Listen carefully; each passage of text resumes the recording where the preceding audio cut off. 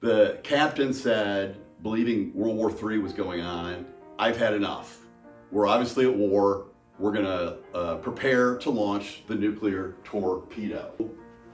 JFK gets a coconut, and I don't know if you can see this, but they're letters. He takes a knife and he carves a message into the coconut. And it's basically a come get us kind of message. So remember, it's an enclave. So he can block the roads going into West Berlin, and he can block the railways going into West Berlin, and you can't get food in, and you can't get fuel in.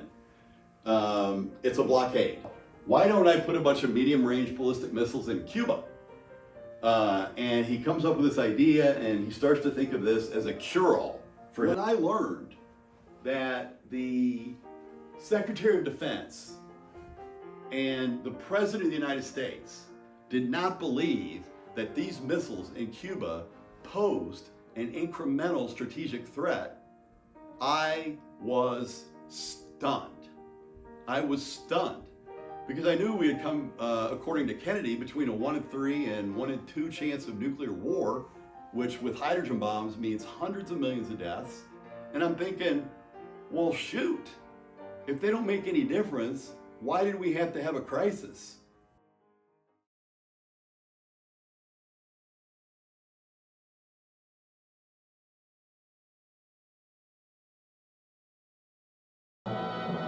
Monday, October 22nd, day 7.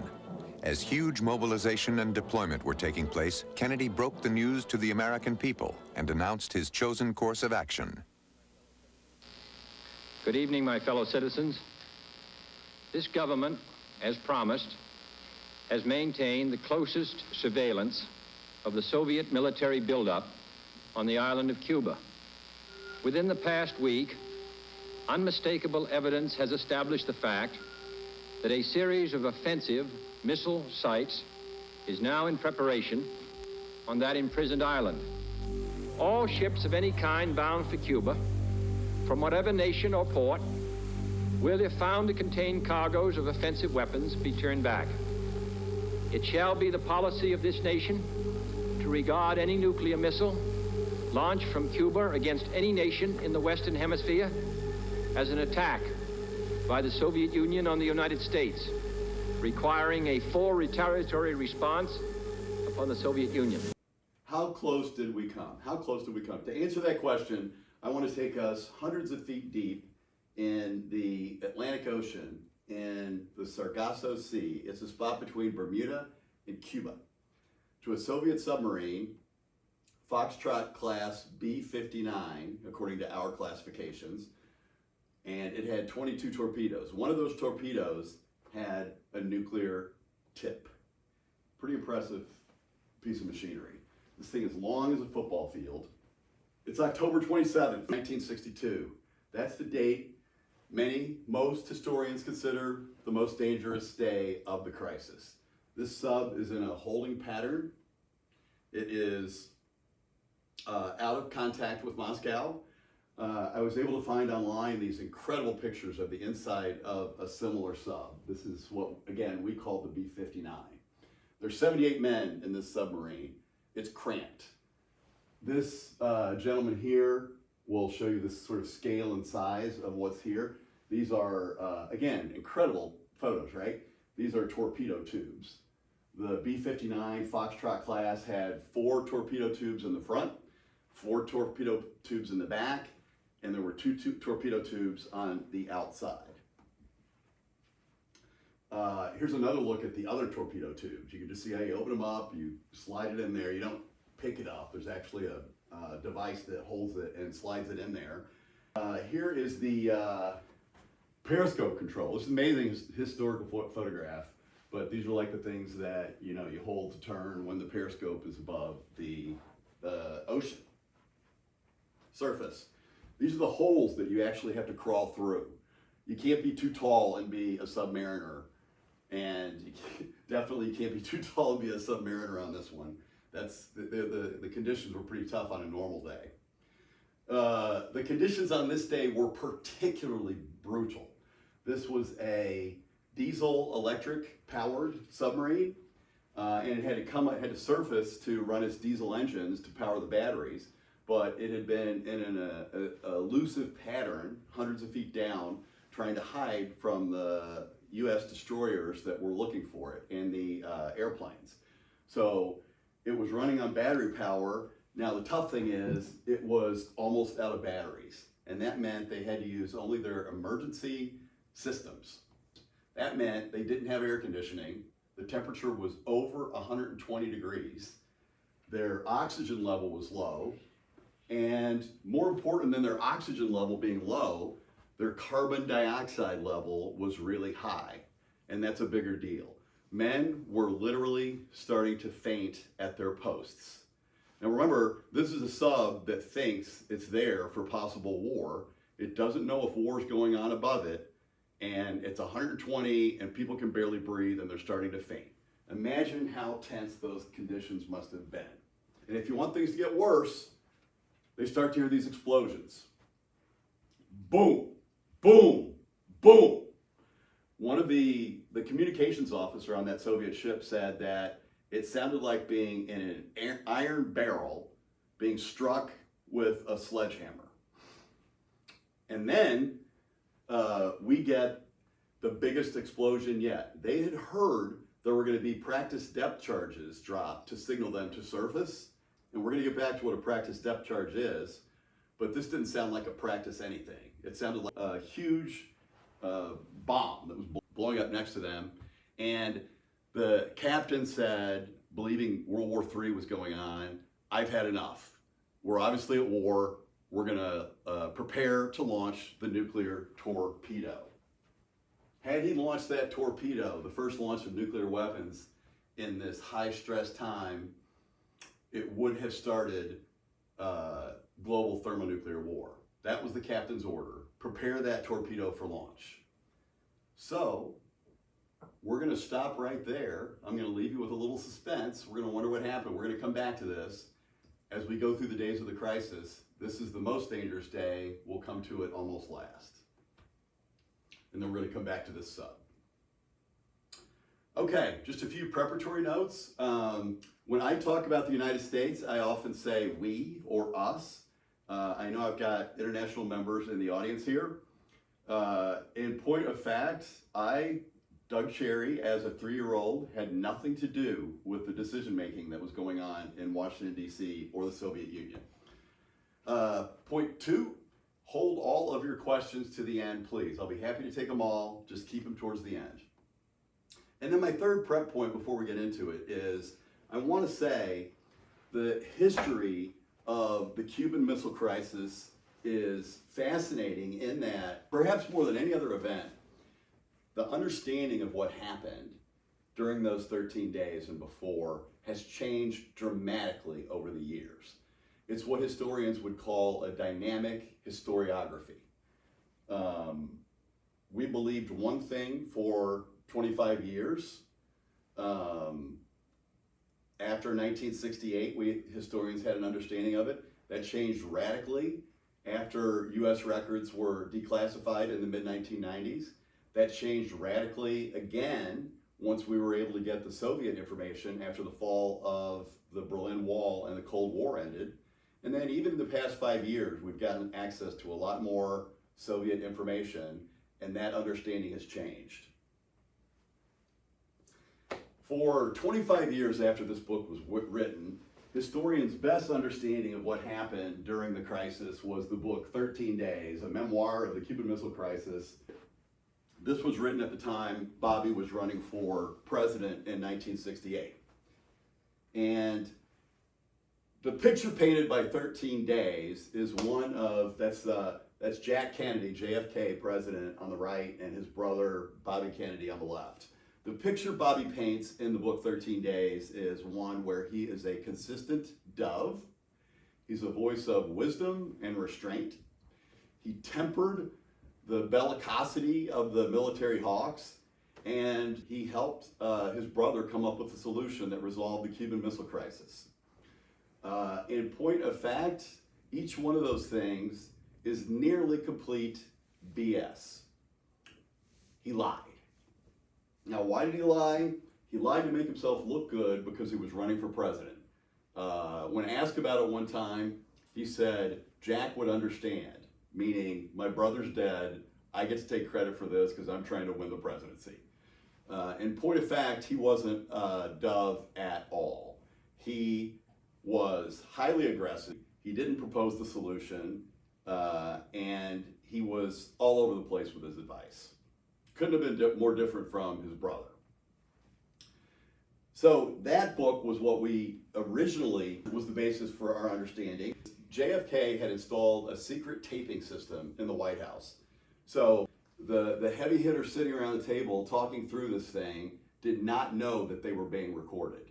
When they later found out they were being recorded, many of them were furious about this, and I can understand why. I might be too, but for historians, this is an absolute treasure trove. We're able to see what was going on in the room and the exact words. Transcripts were typed up. You can actually go online and hear the recordings. On a lot of the critical recordings, I've listened to them myself. Once those transcripts came out, that exposed a lot of the myths that were in Bobby Kennedy's book. And this guy, Sheldon Stern, is one of the preeminent historians about the Cuban Missile Crisis, and he is the absolute expert on the recordings and the transcripts. He wrote a series of books. He had been a historian for the JFK Library, so he was kind of the first to debunk this and showed what really happened. And then we talked about the next big change in understanding. After the Cold War, there was a lot, as you can imagine, of Soviet material that was released. You know, we were kind of trying to recreate a poker game that had happened with high stakes, and in some ways it was like a poker game, and we could only see the cards in the American hand. After the Cold War, we could see the cards that were in the Soviet hand. Some of them, the information continued to dribble out. But the first really important book, both of those books are important, 13 Days in its own way. The rest of these books I'm going to mention are all by world-class historians, and they're adding significantly or writing comprehensive narratives of the story.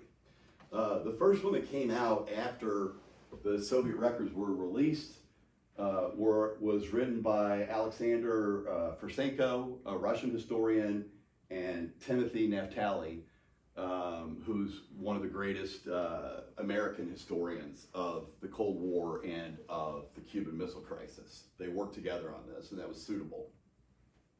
The most recent books in the canon, and when I say the canon, I mean the books you got to read if you want to understand this, the books that are well regarded, the books that are written by historians of stellar repute. Sergei Plokhy might be the most esteemed historian writing about these issues.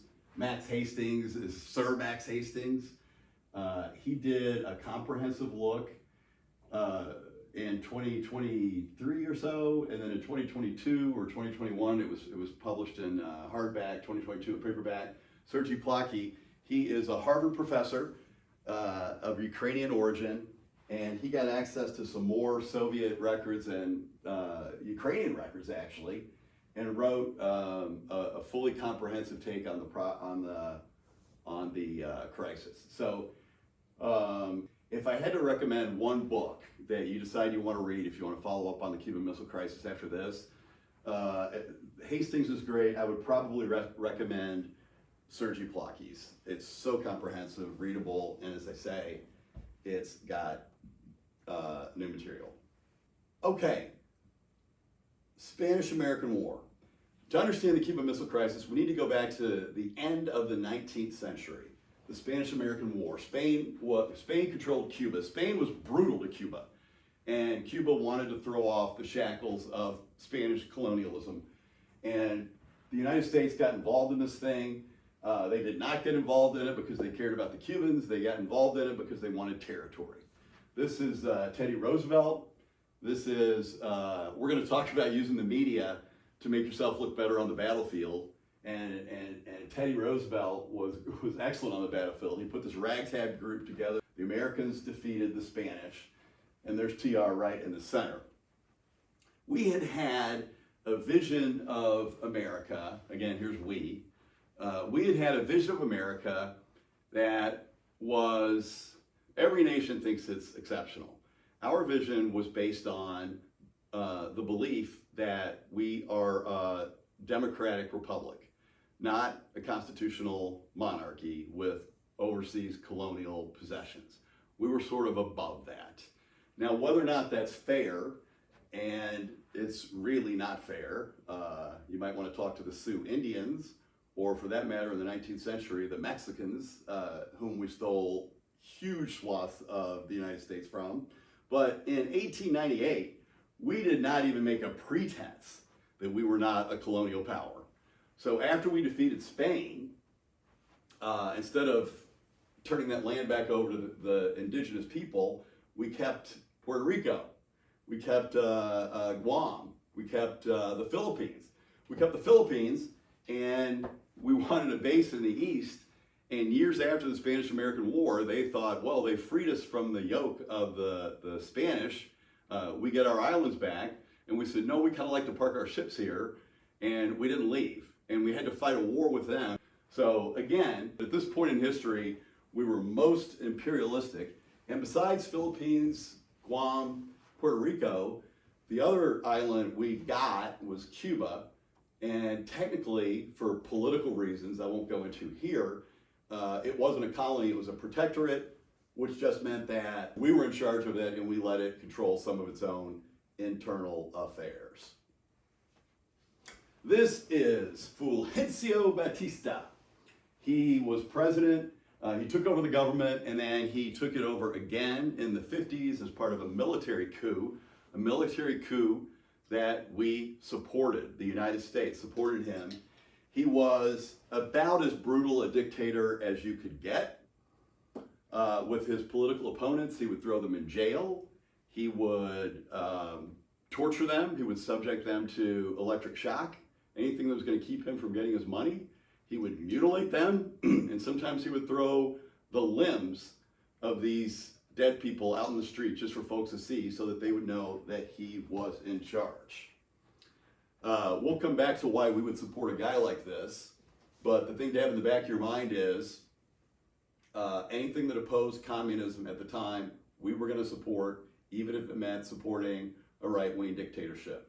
This is part of the Eisenhower administration, and I don't want you to think I'm not a fan of Eisenhower. I'm a huge fan of Eisenhower. Historians have come to reevaluate him as one of our most effective presidents, but as great as he was, and he was president during a time of peace and prosperity for our country, he still, if you want to be fair, must be held to account for some of the dictatorships that were propped up under his administration, just so that we would make sure the commies didn't get him.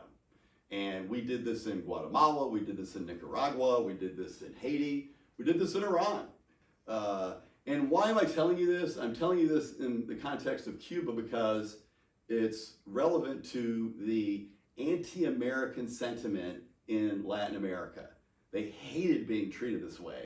And we set our businessmen down to get the profits from their agricultural goods, and we put repressive dictators in charge. So you can understand why they would have anti-American sentiment. Here is the U.S. I think this is sort of a telling picture. It's this is the U.S. ambassador to Cuba. This is Fulgencio Batista.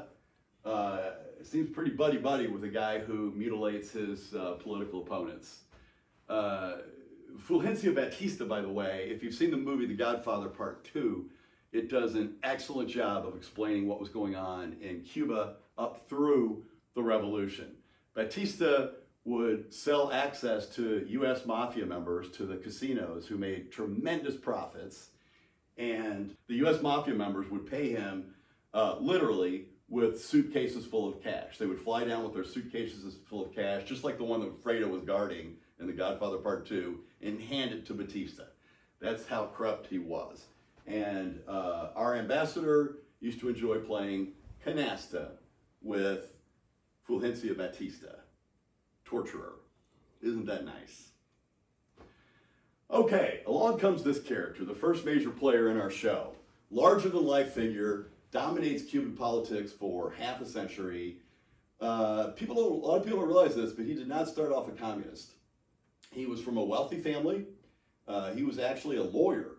And as with many wealthy families, when he grew up, he was kind of right of the political center. But his real passion was to stop the colonialism in Latin America.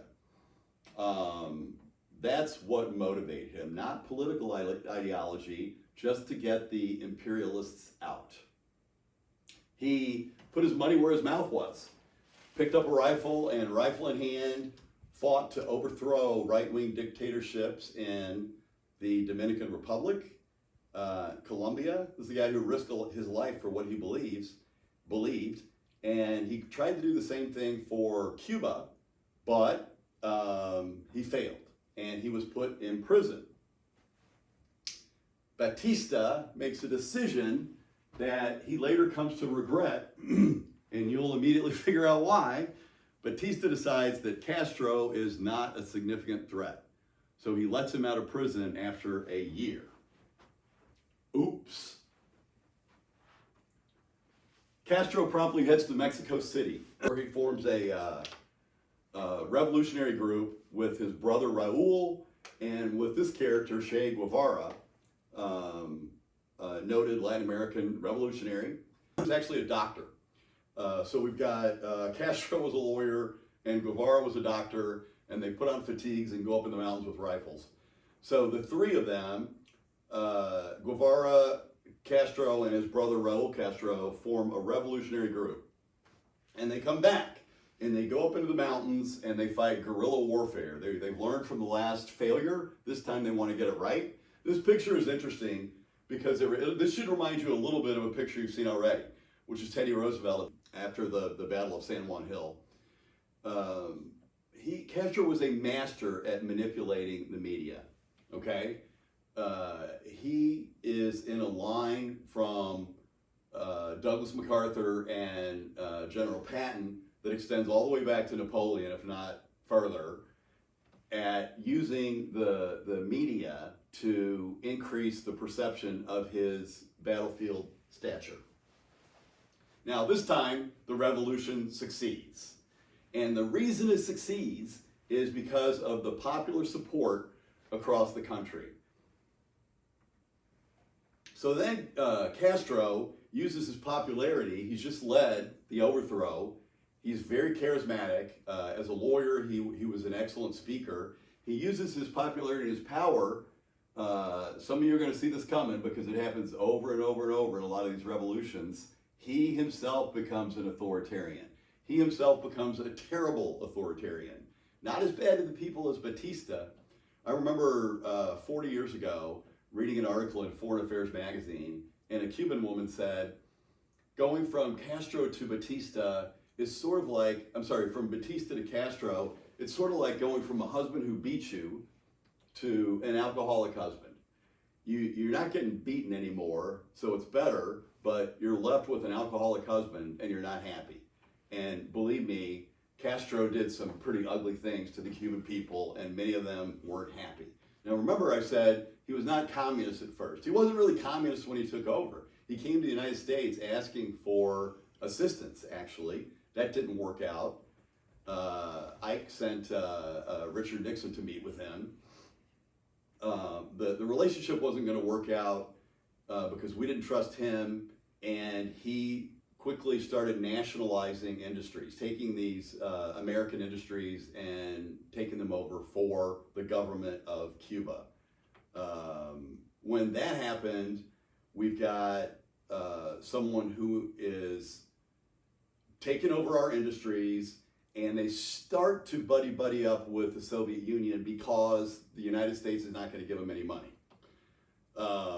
The reason it's important to understand why Castro was not always communist is when he finally starts working with the Soviet Union, both sides are wary of each other. They don't trust him ideologically. He doesn't come from their ideology from the beginning. So both sides are kind of wary. The Soviets have huge headaches controlling Castro during the Cuban Missile Crisis, as you will see. So, what does the United States do when we've got a Soviet-aligned country 90 miles from Florida? that has nationalized industries, our industries. What does America in that time frame do? Think back to Guatemala, think back to these other countries. Well, the answer is pretty easy. What they do is they come up with a plan to overthrow his government and kill him. Let's make no mistake about it. Assassinating Castro was a mission that went on from 1959 to 1975. Now that fact alone is going to tell you how effective this plan was. The CIA was a joke at the time with its operations and its operational exercises. The CIA tried to poison his drinks. They tried to give him exploding cigars. I kid you not. They poisoned his wetsuit. They had a plan with exploding seashells. They actually worked with the mafia to try to get someone to kill him. And this is also important to understand his sort of paranoid mindset. You've got one of the most powerful countries in the world right next to you doing everything they can to secretly kill you. Now, as poorly as the plan to assassinate Castro fared, the plan to overthrow his government did no better. This was a fiasco known as the Bay of Pigs, which is the name of that invasion bay where we were going to do amphibious landings. The CIA created this plan during the Eisenhower administration, and they ran out of time, so they handed it off to JFK, who took office in 1961. So we met Castro. Let's meet our next major player, John Fitzgerald Kennedy. Charismatic, sophisticated, debonair, intellectual, worldly, young. He was a world traveler, more than anybody else on his advisory group during this crisis, and particularly because his father was the U.S. ambassador to Great Britain, and he took Jack with him. So Jack got to see what was pretty sophisticated about world events based on his father and the travel that he did. He was a writer. It was his older brother that his father had intended to be the political success and hopefully the president, Joseph. And Joseph fit the bill well. Unfortunately, his plane blew up during World War II, so the father set his eyes on Jack as his president-to-be. I mentioned he was a writer. His senior thesis at Harvard describes England's failure to stand up to dictators and Hitler during the late 1930s. He argued for clear-eyed, firm leadership when dealing with dictators. And that's something that he showed during the Cuban Missile Crisis. So, during World War II, he commanded PT-109. I don't know what PT this is, PT-105, 03. These were fast little boats, and they had machine guns, they had cannons on them, they had 4 torpedoes. And they could move around so quickly, the big ships were scared of them because a torpedo could knock a hole in the hull that would sink them. But they were light and they were quick, and they were called mosquito boats or devil boats, and you can see why. So here is JFK on the right. He's posing with his men. As you can see right here, it says PT-109. JFK loved his men. JFK's men loved him. JFK did not think much of his superiors. He thought that the orders that were given him often didn't make sense. And we're going to see echoes of that to come. So, on the night of August 1st, 1943, that boat is idling in the Solomon Islands near Japanese bases. So it's a highly dangerous zone.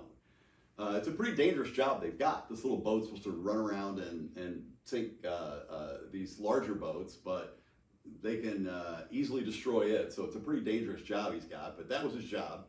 And they're idling in the water in the middle of the night in the dark, and out of nowhere comes a huge Japanese destroyer that crashes into this ship and cuts it in two. Here is an artist's rendition of what happened. Here's the Japanese destroyer. Here is Kennedy's PT boat. The thing just, they didn't have time to move once they saw the destroyer coming at speed, And there are conflicting accounts, but the Japanese say they actually turned into it, which was their practice to try to sink it. But in any event, they did. They cut it in half, killing 2 people immediately. There's a huge firewall, and then you've got burning fuel all over the ocean. One guy got burns, one of the living got burns over 70% of his body, and he was in excruciating pain. Tonight, this night, is when JFK becomes a war hero. The thing that distinguished him that was helpful here is he was an incredible swimmer. Since he was 11 years old, he was at the family compound in Hyannisport and Cape Cod, so he was used to swimming in the ocean. He was on Harvard's swim team. He was an amazing swimmer, and he was needed now with guys floating around in burning water. So he was able to use his swimming skills to get, let's see, the other 11, everybody around the parts he could hang on to. And then he himself took responsibility for the man who had been burned so terribly and is screaming in agony and can't swim. Now what they do is they're drifting south. They're hoping another PT boat out there, another mosquito boat, is going to see them and help them out. That doesn't happen. So this boat is struck here. It's drifting south. These are Japanese controlled areas. If they're caught here, they're going to be put in POW camps and tortured. They cannot have that. This is Japanese controlled. So Kennedy makes the decision, we're going to head for this island. So what he does is he's got to get this guy who can't swim to this island. The rest of them can either swim or kind of paddle along with floating parts that they found from the collision. What he does for that guy is he takes a strap from his life vest and he puts it in his teeth, and he does this. I can't imitate the side stroke, but however you side stroke, I'm imagining you're on your side. He's got the thing in his teeth, and he swims in the ocean for 3.5 miles. He gets to Plum Pudding Island. It's now called Kennedy Island, and he collapses in complete exhaustion. He has saved this man's life, and the rest of the motley crew kind of floats up nearby. The problem with Plum Pudding Island, the one he went to, there are no Japanese around, but it doesn't have any food. It barely has a coconut. So they're going to end up there 6 days before they get rescued. They swim actually over to Alisana Island, which has a lot of coconuts, and that can keep them alive. And then the thing about the Cuban Missile Crisis is it's got so many embedded stories that I find absolutely fascinating. Here's one of the many you're going to hear. They get discovered by these 2 native islanders. And fortunately for our sailors, these 2 are allied with the Allied forces. They're working with a boat spotter an Australian boat spotter who is keeping an eye on the Japanese. So JFK gets a coconut, and I don't know if you can see this, but they're letters. He takes a knife and he carves a message into the coconut. And it's basically a come get us kind of message. His ensign is with him. His ensign writes a note on a piece of paper. Not clear if that's going to survive if it gets wet, but the coconut certainly will. And so these 2 brave souls take the coconut piece, which later turns into a paperweight on JFK's desk in the Oval Office, which I think is pretty cool, and the note, and they hide it, and they paddle off, and they find their contact. Now, a lot of really interesting things happen next for them to get saved. We don't have time to get into it today. But as I said, all that rightfully makes JFK a war hero. Here he is getting 2 medals, one for his valor, and another's a Purple Heart. That's important. His back was seriously injured during that boat crash. One of the things you got to realize about JFK, and a lot of this was hidden, it didn't come out until much later. At the time, he suffered from terrible physical maladies throughout his life. and intestinal problems. He had a hormone issue. He had horrible back pain. He was getting all sorts of drugs the rest of his adult life, including through his presidency. That was kept as hushed up as, at the time in the news, his never-ending supply of mistresses. But even under all this pain, he was able to go out on the campaign trail and conduct his office, conduct the presidency. So now we've got a war hero. Goes into politics. In 1960, he runs against Richard Nixon. This was one of the closest elections in history, and little things matter in close outcomes. One of the biggest factors was television. The first debate was broadcast on television. There's dispute about this. What we heard from historians for many decades was that the people who listened to it on the radio thought that Nixon won the debate. The people who watched it on television thought that Kennedy won the debate. Nixon had actually been in the hospital recently. He didn't want makeup. He thought it made him look like a pretty boy. He's kind of there and dark and 5 o'clock shadowy. And Kennedy obviously is very photogenic, and he seemed calm and composed. I bring this up both because of the advantage it gave him in the election, and he was always smart. He was the first president to use television to his advantage, and we'll come back to that. He did press conferences that were televised. First one to do that. So we're going to come back to TV. Another thing that he did during the election is he claimed that there was a missile gap. He claimed that the Soviet Union had many more missiles that could hit us than we had that could hit him. Now, this was complete BS. We had vastly more missiles that could hit the Soviet Union. Eisenhower, the president before him, who had managed this, was furious, but he couldn't say anything. But this was something that he told. Kennedy knew this wasn't true. It's one of the lies politicians tell when they're trying to get elected. I bring this up only because it's going to become important later, the missile difference that we had with the Soviet Union. But he said there's a missile gap. Why did he say that? Because as a Democrat, he wanted to make sure that he was going to be as tough on communism as anybody. When he gets inaugurated in the speech, ask not what your country can do for you, ask what you can do for your country. If you go back and listen to that speech, that's what it's known for, that line that was written by Ted Sorensen. In fact, it was a really anti-commie speech, and he spends most of his time, and a lot of his time in the inaugural address, attacking communism. So one of the ways he attacked communism, he said, they have more missiles than we do. The thing about JFK is he had incredible magnetism and charisma and wit, and he could disarm people with his humor and charm them. The public loved him, and they loved Jackie. Here he is at his inauguration. They loved his looks and his style and his youth and his sort of intellectual people around him. They called it Camelot, his administration. Here are John and Jackie honoring Nobel Prize winners at the White House, accompanied by Robert Frost there on the right. And he had he was known for, he was so witty and funny. And I don't know, a lot of the stuff he just came up with ad lib. I suspect this one was written out in advance, but when he's addressing, these are all Nobel Prize winners from the Western Hemisphere. And so he had a great line when he talked to him. He said, I think this is the most extraordinary collection of talent, of human knowledge that has ever been gathered together at the White House, with the possible exception of when Thomas Jefferson dined alone. That was a great line.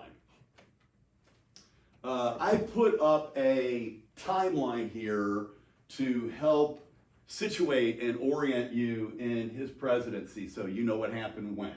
He gets killed on November 2nd, 1963.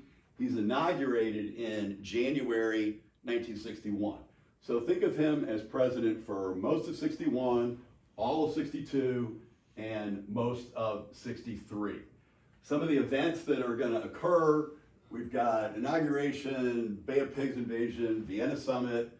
There are a couple of these crises that happen, the U.S. Steel strike resolution, potential strike resolution, and a desegregation battle that happened right before the Cuban Missile Crisis probably temper him and harden his leadership before he's going to have the big negotiation a year after which he is murdered.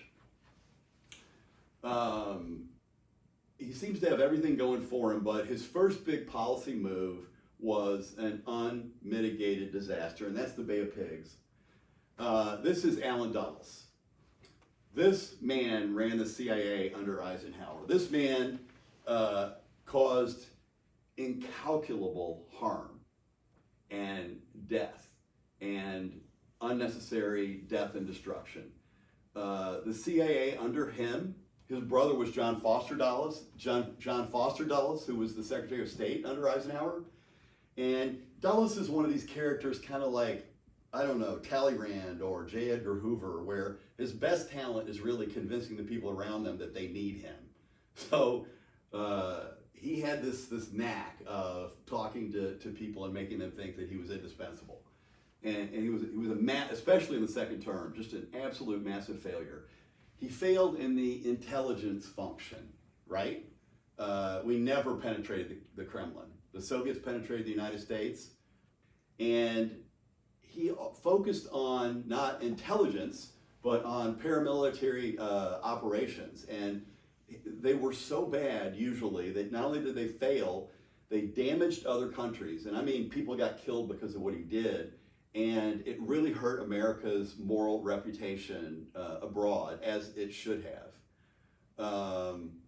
Eisenhower was really upset that he'd failed in the intelligence function. That's the name of his agency. The Central Intelligence Agency was put together to get information. He decided to turn it into an operations agency, and that operations agency was not good. Eisenhower realized this too late. Too late to fire him. And when he was speaking to the National Security Council at one of the last meetings of his term, he said that he was passing along to Kennedy and the CIA a legacy of ashes. You can't give a more damning performance review than to tell the head of the CIA that he's got a legacy of ashes for his work to pass on.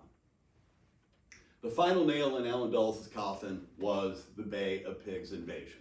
Now, if you don't know anything about military history or the military, I guarantee you're going to see how stupid this plan is. Not a chance in the world for this plan to succeed. We took exiles from Cuba. Castro was popular, but there were a lot of anti-Castro people too. And when they would leave for the United States, they wanted to go back and fight and take their country back from him. A lot of the people who weren't peasants, who were doing well under the Batista regime, wanted it to be the way it was. And they were willing to fight for that. So the CIA, I can hardly say some of these details without laughing because it's just so inept.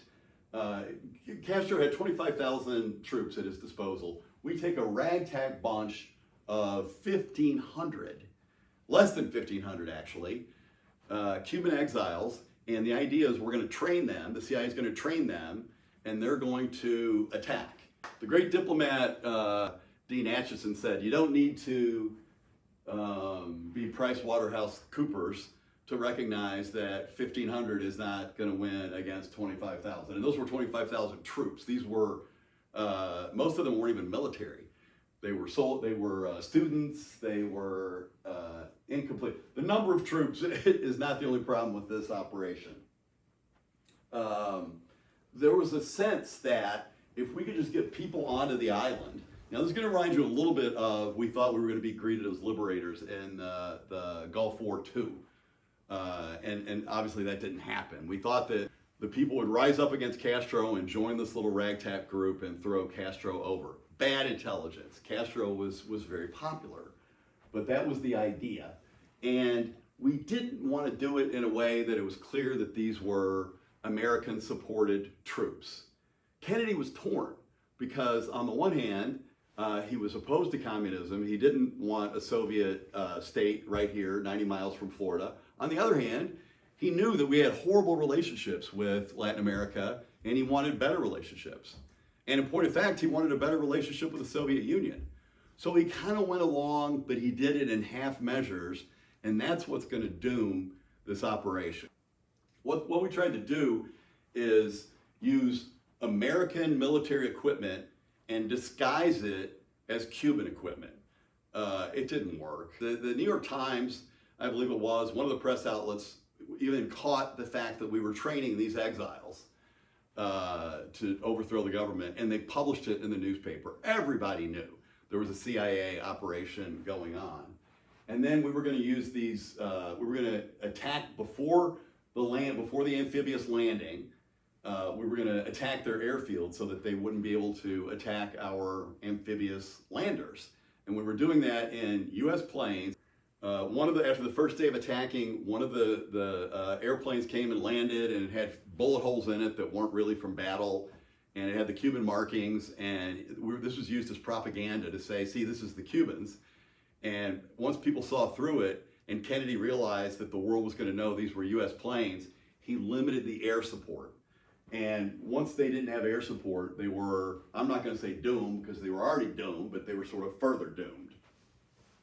The CIA thought that these guys were going to land on a beach. I think it was a former resort that they were going to land on. And they were going to walk up with their weapons. In point of fact, here's what they were going to land on. Mangrove thickets and swamps. Really hard to maneuver through that and set up your operations amphibiously. So, because the Cubans knew they were coming, here's what the invaders faced. You're stuck there in your mangrove swamps. Many of the boats were unable to land. You're not a soldier, and you've got this coming after you. And now you've got no air support to deal with stuff like this. So, of course, the invasion didn't stand a chance. Every one of the invaders was killed or captured. Back to my prediction that the Cuban people were going to rise up and throw over Castro once these exiles came onto the island. In fact, what happened, they would parade them through, the soldiers would parade them through the streets, and the crowds would spit on them, and the crowds would say, "Pardon, pardon," angrily. And what that means is wall, like the thick wall. They're yelling, the wall, the wall. And the wall means put these people up against the wall and shoot them, okay? That's how much support these people had. They weren't getting the popular uprising they suspected. So, Castro's a hero at home. He's able to use this for great public relations. JFK was humiliated. This was an absolutely astounding defeat. It led the Soviets to think that he was weak and that he could be pushed around. Now, here's another twist in historiography. Historians came to learn that even Allen Dulles himself didn't believe the Bay of Pigs plan as conceived would work. He and his chief architect of the plan, Richard Bissell, expected that the invasion would probably founder and that Kennedy would relent and send U.S. air and naval forces to clean up the mess and make it a successful invasion. Dulles just didn't comprehend how reluctant Kennedy was to execute a direct invasion. That story didn't really come out for over 20 years, but Kennedy suspected it at the time, and he pushed Dulles out of office later that year. Now, watching all this unfold was this guy, the last major player of the three with Kennedy and Castro, Nikita Khrushchev. Short, fat, bald, bold, dramatic, theatrical, full of bravado, bluff. He wasn't well educated, but he was very street smart. Stalin, the previous leader of the Soviet Union, had regarded him as kind of a clown. He will provoke the Cuban Missile Crisis, and then he will guide the Soviet Union through resolving it. He's a real character. Khrushchev's concern was Berlin.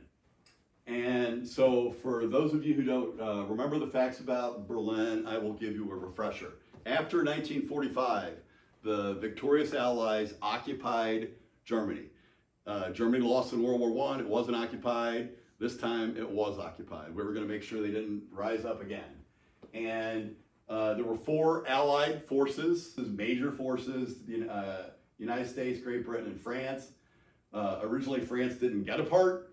but then we gave them part. This is actually, there's a little yellow part up here, that is US. These are occupation zones. So if you go to Germany right after the war, you're gonna see American soldiers and French soldiers and British soldiers. This was the Soviet zone. And what's interesting is, might be hard to see, but this is Berlin. And Berlin itself had occupation zones. And that geography is very interesting. So I've blown up Berlin here, okay? So you can see again, the US, the British, the French, and the Soviet parts of Berlin. So, you know, if you go back, you can see West Berlin was surrounded by the Soviet sector. So the Soviet sector pretty quickly becomes communist East Germany. I was fortunate enough to be able to go to Berlin in 1983 with my best friend Barry, and we actually drove through East Germany to get to West Berlin. And I've got to say, it was a stark contrast. The drive through East Germany was filled with potholes in the road, and you had to drive slowly, and it was the stark contrast to flying along. You know, you see these Porsches flying along in the Autobahn, which is, you know, the best looking road there is. You get to the East German part, and it looks like crappy township roads. And then one day, we actually went into East Berlin from West Berlin. You were able to get a one-day visa and go over if you changed your 50 Deutschmarks, West German Deutschmarks to East German Deutschmarks. We crossed the Berlin Wall. The same sort of thing, the distinction between West Berlin and East Berlin. West Berlin was a bustling metropolis. East Berlin looked like a bad neighborhood in the Bronx. I will never forget this. You would see these hulking, angry-looking East German soldiers with rifles on their shoulders on probably 20-25% of the street corners. It was a police state. There were still bullet holes in the walls of the buildings that hadn't been repaired since the fall of Berlin to the Allies in 1945. Just think of a bleak, dismal, colorless communist state. And that's why people on the east side here wanted, where they were poor, wanted to be over here on the west side where they were prosperous. And the Soviets ultimately had to build a wall to keep them in.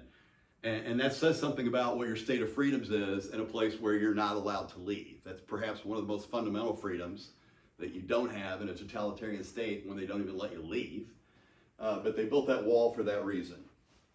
Okay, the Allies start building up Germany as part of the Marshall Plan, where we contributed tons of money to build Western Europe back up.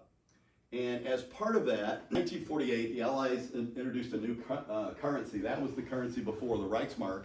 They introduced the Deutschmark. Stalin realizes this is going to be a disaster because over in East Germany, they've got Reichsmarks, and once these Deutschmarks take over, there's going to be a flood of Reichsmarks out of West Germany into East Germany, and now they're going to be worth almost nothing. And they already have high inflation. So this new currency is going to make them worth even less. This is going to be bad news for East Germany. So Stalin commits a highly aggressive act, very bold and aggressive act. He blocks the roads into, remember, it's an enclave. So he can block the roads going into West Berlin, and he can block the railways going into East Berlin, into West Berlin, and you can't get food in, and you can't get fuel in. It's a blockade. Here's a contemporaneous cartoon with the Soviet Union is always represented as a bear. So here's Stalin cutting off the supplies. Well, you've got 2 million Germans in West Berlin, and if they can't get food, they're going to starve. They need thousands of tons of food and coal every day. And what Stalin says is, we're going to keep this blockade in place, and these people are going to fear starvation. Maybe they'll come over to our side. Maybe they'll become communists because we're going to starve them and keep their fuel away unless you get rid of the Deutschmark. Bold, aggressive move. However, Our then president, Roosevelt, had died. Harry S. Truman was not the kind of guy to get pushed around. He came up, his administration came up with a solution that was absolutely brilliant. It was the Berlin airlift. This was a Herculean undertaking. Nobody thought that by planes you could drop in enough food and fuel to meet the needs of the people in West Berlin, but we did. It was a logistical triumph.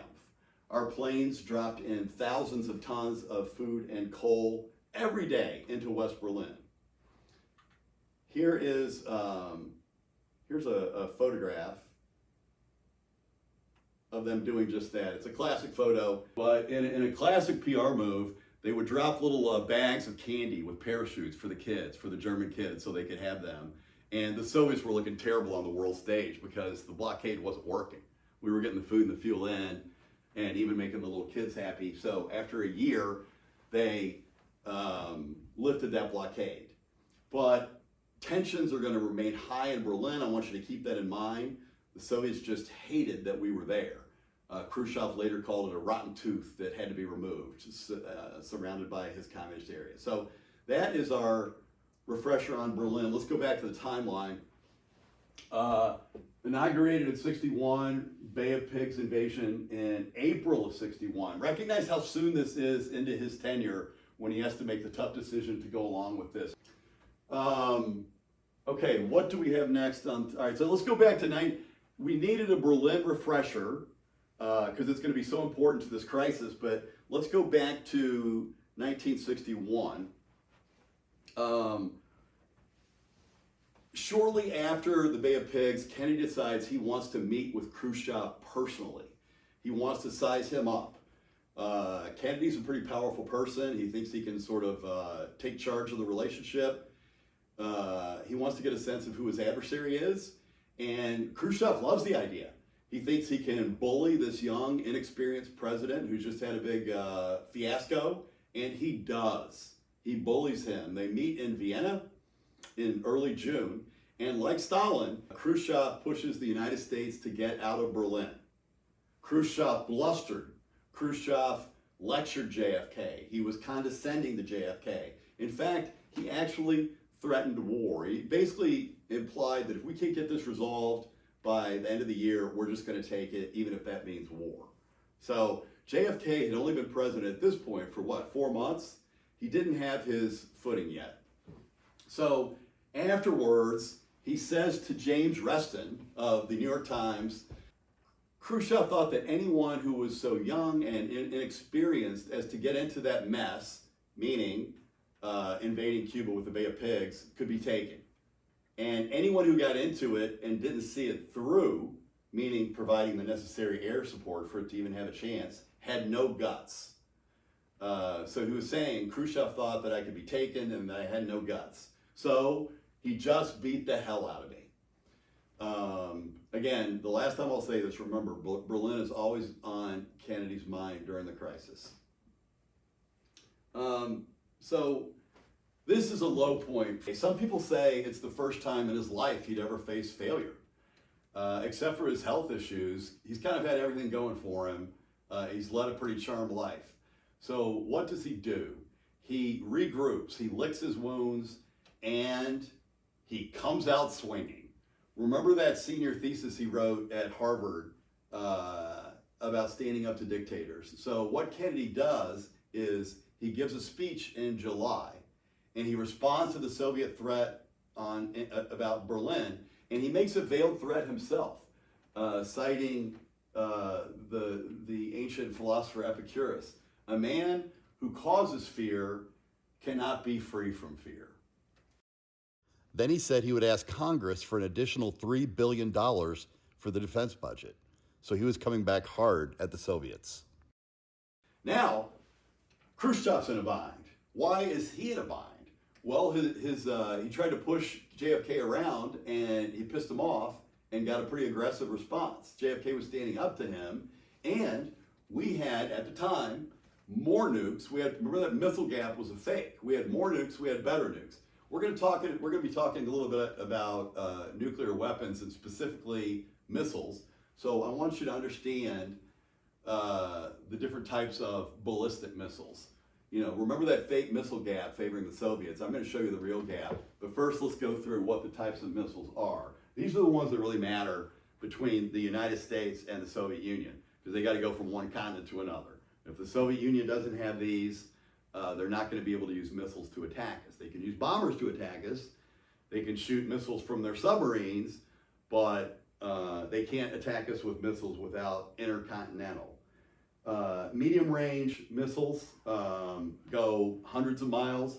I'm going to use the CIA nomenclature, not the U.S. Air Force nomenclature today. That's what the Soviets used, and so that's what the CIA used when they were briefing Kennedy. So those military historians who know the difference, that's why we're going to talk about MRBMs. And then the other kind is the short range, and these are sort of the battlefield nukes, the cruise missiles, the ones that have payloads, you know, similar to the atomic bomb that blew up Hiroshima. The ones that Putin talks about threatens every now and then to use in the war with Ukraine. Tactical weapons. So let's look at who had what and see that, yes, in point of fact, there is a missile gap. And this is the gap. For these intercontinental ones, we had almost 200. They had 5 or 20. Technically, they had 20. In reality, we estimate it was 4 to 6, because the rest of these probably would have been useless in battle. The Soviets called them parade weapons, not combat weapons. They had 5 of a different technology that could have worked, not clear. They were unreliable themselves. Not clear that we couldn't have taken them out during a first strike. Not clear that if we hadn't taken them out, they could have made it all the way over to hit us. So Khrushchev, we don't realize that. We know we're in a better position. We don't realize that their ballistic missile situation is as bad as it is. Why does the Soviet Union have so many of these medium range ballistic missiles, and what is the significance? Well, we've got NATO, the North Atlantic Treaty Organization, and those missiles might not be able to make it across the Atlantic Ocean, but they can hit Paris and London. So they've got lots of those. And why don't we have many medium-range ballistic missiles that can go hundreds of miles? Well, we don't have any enemies within hundreds of miles of us, so we didn't really need those. And of course, we had a huge bomber fleet and submarine missiles that could go where they wanted to. So that's the missile gap. Khrushchev's got a problem. So another thing to realize is that NATO had started placing missiles, in response to the Soviet Union placing their medium-range ballistic missiles so that they could hit the NATO countries. NATO, in this case the United States, we were the only ones who had the nuclear missiles, started placing missiles in Italy and Great Britain and in Turkey. We placed missiles in Turkey, Jupiter missiles, that could hit Moscow on 15 minutes notice. They were crappy missiles.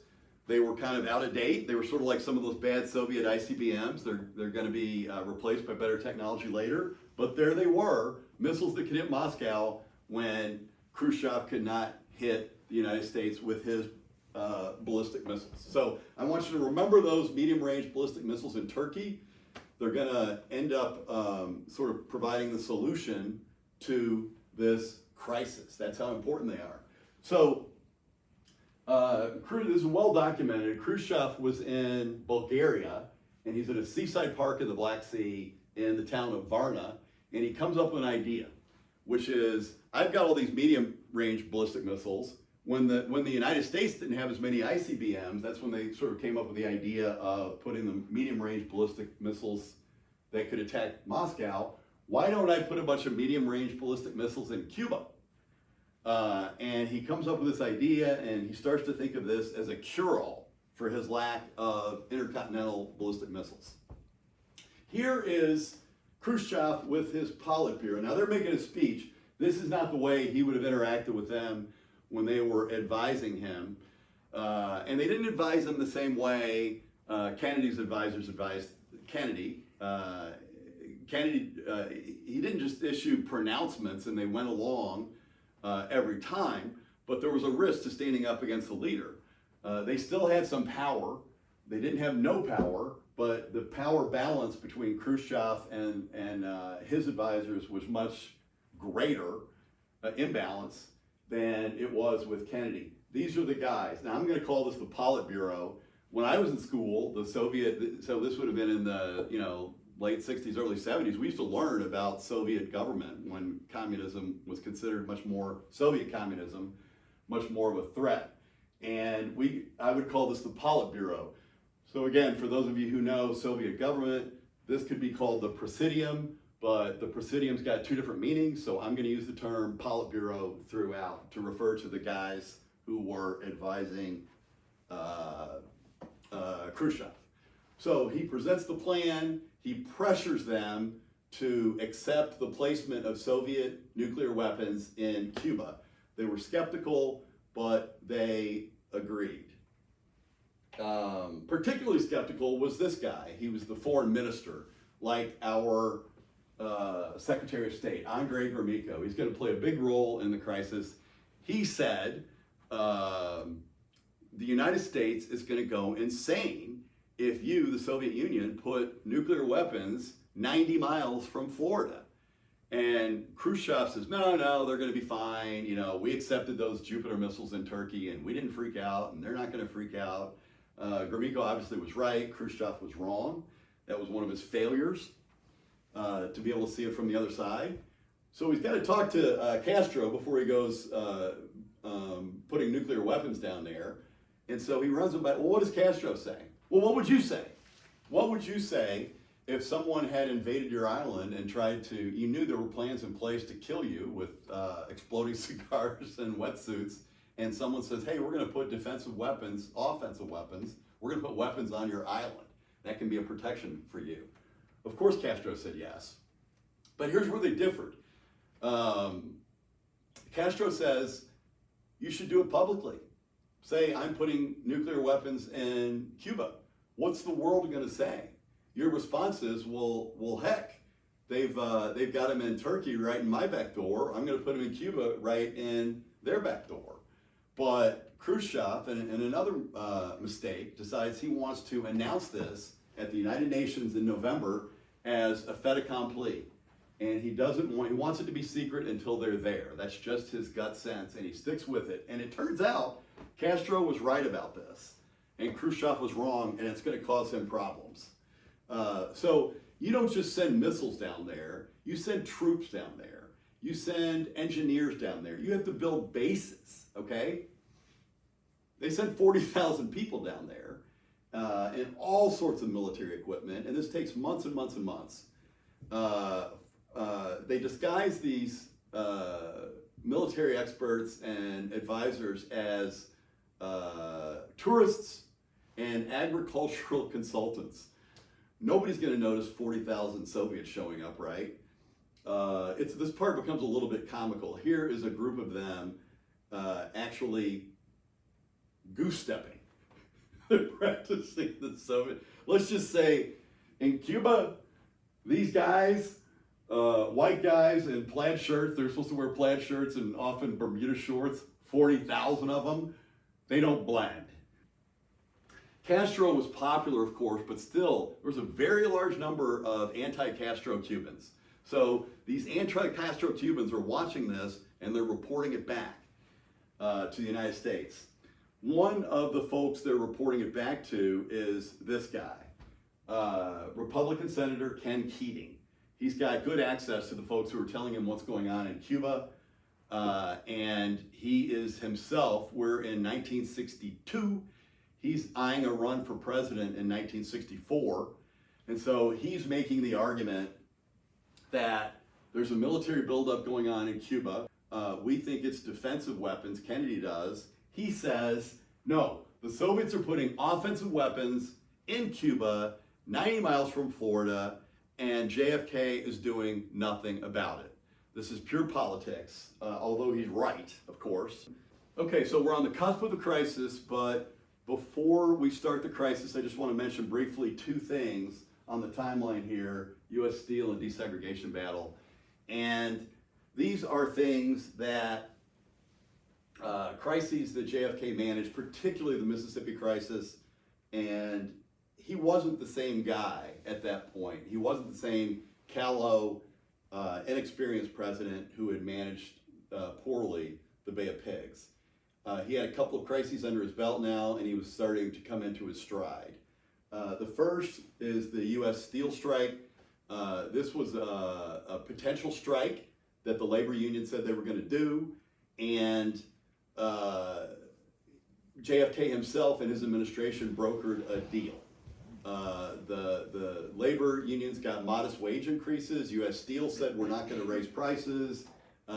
Kennedy announces the deal. The next day, the chairman of U.S. Steel walks into the Oval Office and tells Kennedy, we're raising prices. We're breaking the deal that Kennedy had just announced. Kennedy was furious. He took this personally, okay? And keep that in mind. He takes some of this stuff very personally. So he tells the chairman that this is the biggest mistake he's ever made. And then what does Kennedy do? Kennedy uses television very well, and he goes on television and describes the chairman of U.S. Steel as unpatriotic. He also sicks his brother, the Attorney General, on U.S. Steel and says they're going to use the FBI to start leaning on them. And it's a tough move. It's probably illegal, but he does what it takes, and U.S. Steel backs off. So that was a confrontation. One that probably is more relevant to the Cuban Missile Crisis is how he handles the problem in Mississippi. So this is actually the same month. This is October. This is only a few weeks. He's dealing with a major national crisis shortly before the Cuban Missile Crisis. James Meredith on the left was an Air Force veteran from Mississippi, and he wanted to attend the University of Mississippi. Ross Barnett was the governor of Mississippi, and he did not want any black students at the University of Mississippi. The law was settled ever since Brown versus Board of Education. You couldn't deny black students admission, and so we had a problem. The Attorney General, Bobby Kennedy, pushed, JFK pushed, they pushed this governor, and the governor sort of obliquely threatened violence. And he basically said, it's not that I would do it, but I can't stop my people from rioting if you put a black person in Mississippi. So Kennedy continued to push, and they finally sent him, they didn't roll the troops in, but they sent him with a bunch of U.S. Marshals. Now, this is an incremental approach that Kennedy does that's somewhat reminiscent of what he does during the Cuban Missile Crisis. They send him to register. He ends up spending the night with a lot of U.S. Marshals surrounding him in the building where you register, and a huge riot breaks out. 2 people are killed. This is big time stuff. And so now that night, the Army is notified, it rolls in, it quells the violence. This guy goes on to graduate from the University of Mississippi. He would show up in classes and everyone else would leave. So the teacher would teach him alone. And when he would walk around classes or go to the dining hall, he would have U.S. Marshals around him. I believe he went on to get a law degree at Columbia. But a lot of people consider this a dress rehearsal for the Cuban Missile Crisis because Kennedy had death at stake. He had high stakes. He had a principle. He was trying to do the right thing. He had a small cadre of advisors who helped him throughout, and he used an incremental approach, and he tried to keep temperatures low. So, the missile crisis, day one. Kennedy was in his bedroom. John Jr. and Carolyn were watching television. Kennedy was speed reading newspapers. Kennedy was always a fast reader, but he took a speed reading class, and he could go through multiple newspapers, 6 to 8 newspapers every morning. He didn't read them all, but he read a lot of them, and one of his favorite things was seeing how the same story was covered differently by different newspapers. So his national security advisor, McGeorge Bundy, comes in to tell him, yes, there are offensive weapons that the Soviets have placed in Cuba. And he had a very famous response. Remember I talked about how he took the U.S. Steel breach of an oral deal. That wasn't a binding deal, by the way, but still it was a handshake deal that was breached. When Kennedy found out that there were Soviet weapons in Cuba, his response was, he can't do this to me. Now, in other words, Khrushchev has lied to me and said that these were defensive weapons only. He can't do this to me. It's a very personal reaction. He'd already assembled the most intellectually impressive foreign policy team that has ever been seen in Washington. They're going to become XCOM, the Executive Committee of the National Security Council. One was this guy, George Bundy, the one that broke the news to him. National Security Advisor, the one who came to the bedroom. He was brilliant. He was arrogant. He was an academic star. He graduated first in his class at Groton at 17. He took the Yale entrance exam, and when he took the exam that he got a perfect score on, he said, these questions are silly. Here's what you should be asking me in an entrance exam, and he wrote his own answers. He became the youngest dean of Harvard's Faculty of Arts and Sciences, meaning it's in charge of Harvard College and Harvard Graduate School, at 34. Brilliant, arrogant. We're going to see how much the sort of IQ translates into good judgment. Regardless of your intelligence, what you really need in these situations is enough intelligence and a lot of judgment. The Secretary of State was Dean Rusk. He was another brainiac. This guy was a Rhodes Scholar himself. Robert McNamara, another whiz kid. He was the Secretary of Defense. He was an assistant secretary. Think about this. He was assistant secretary of Harvard Business School at 24 years old. At the time, it was the youngest assistant professor ever there. He became the president of the Ford Motor Company. And then the next one is Bobby Kennedy. This is the advisor. He was the, you might wonder why the Attorney General was in these foreign policy meetings. He was his brother's most trusted advisor. He didn't have the intellectual horsepower of the other three, but JFK knew that his brother was always looking out for him. Here's the chairman of the Joint Chiefs of Staff. I'm telling you the group of XCOM who's going to be advising Kennedy throughout this thing. This is a general Kennedy trusted a lot. He had actually appointed him to do the post-mortem after the Bay of Pigs and figure out what went wrong. Kennedy had a lot of respect for his intelligence and for his character, which he did not have for the Chiefs of Staff. We'll get to that. XCOM included a lot of people. The ones inviting the president, it wasn't based on rank. It was based on the people he respected or needed. This is Llewellyn Tommy Thompson, and he relied heavily during this thing on Tommy Thompson. He was the diplomat who had spent the most time in person with Nikita Khrushchev, and he helped Kennedy get into the mind of Khrushchev, so he was tremendously valuable. We got John McCone. He's the head of the CIA. Kennedy didn't think much of him. He was the head of the CIA since Allen Dulles was fired. These are really the main players here. These are the ones that he trusted the most. In these transcripts that I told you and the recordings, these are the voices you're going to hear the most. So we've got the Secretary of State, Ross. We've got George Bundy, National Security Advisor, and the Secretary of Defense, Robert McNamara. Those are your real heavy hitters. But as I say, he relied on Tommy Thompson. His brother talks a lot on the tapes, and the head of the chairman of the Joint Chiefs of Staff. These are the voices you're going to read the most and hear the most if you go through the transcripts and listen to the recordings. Alexis Johnson, another example of someone who's there not based on his rank. He was, I think he was the Deputy Undersecretary of State, so technically 2 levels down from the Secretary of State, Dean Rusk, but he was known in the State Department as having great expertise in crisis management and a level head. Not a high volume contributor to the comments in these 13 days, but when he talked, he commanded a lot of respect and he was valuable to have there. Okay, this is Ted Sorensen. I mentioned him briefly before. Official title was Special Counsel to the President. He was a lawyer, he was a writer. Writer, very important in his job because he wrote speeches for Kennedy. He was a ghostwriter for Kennedy.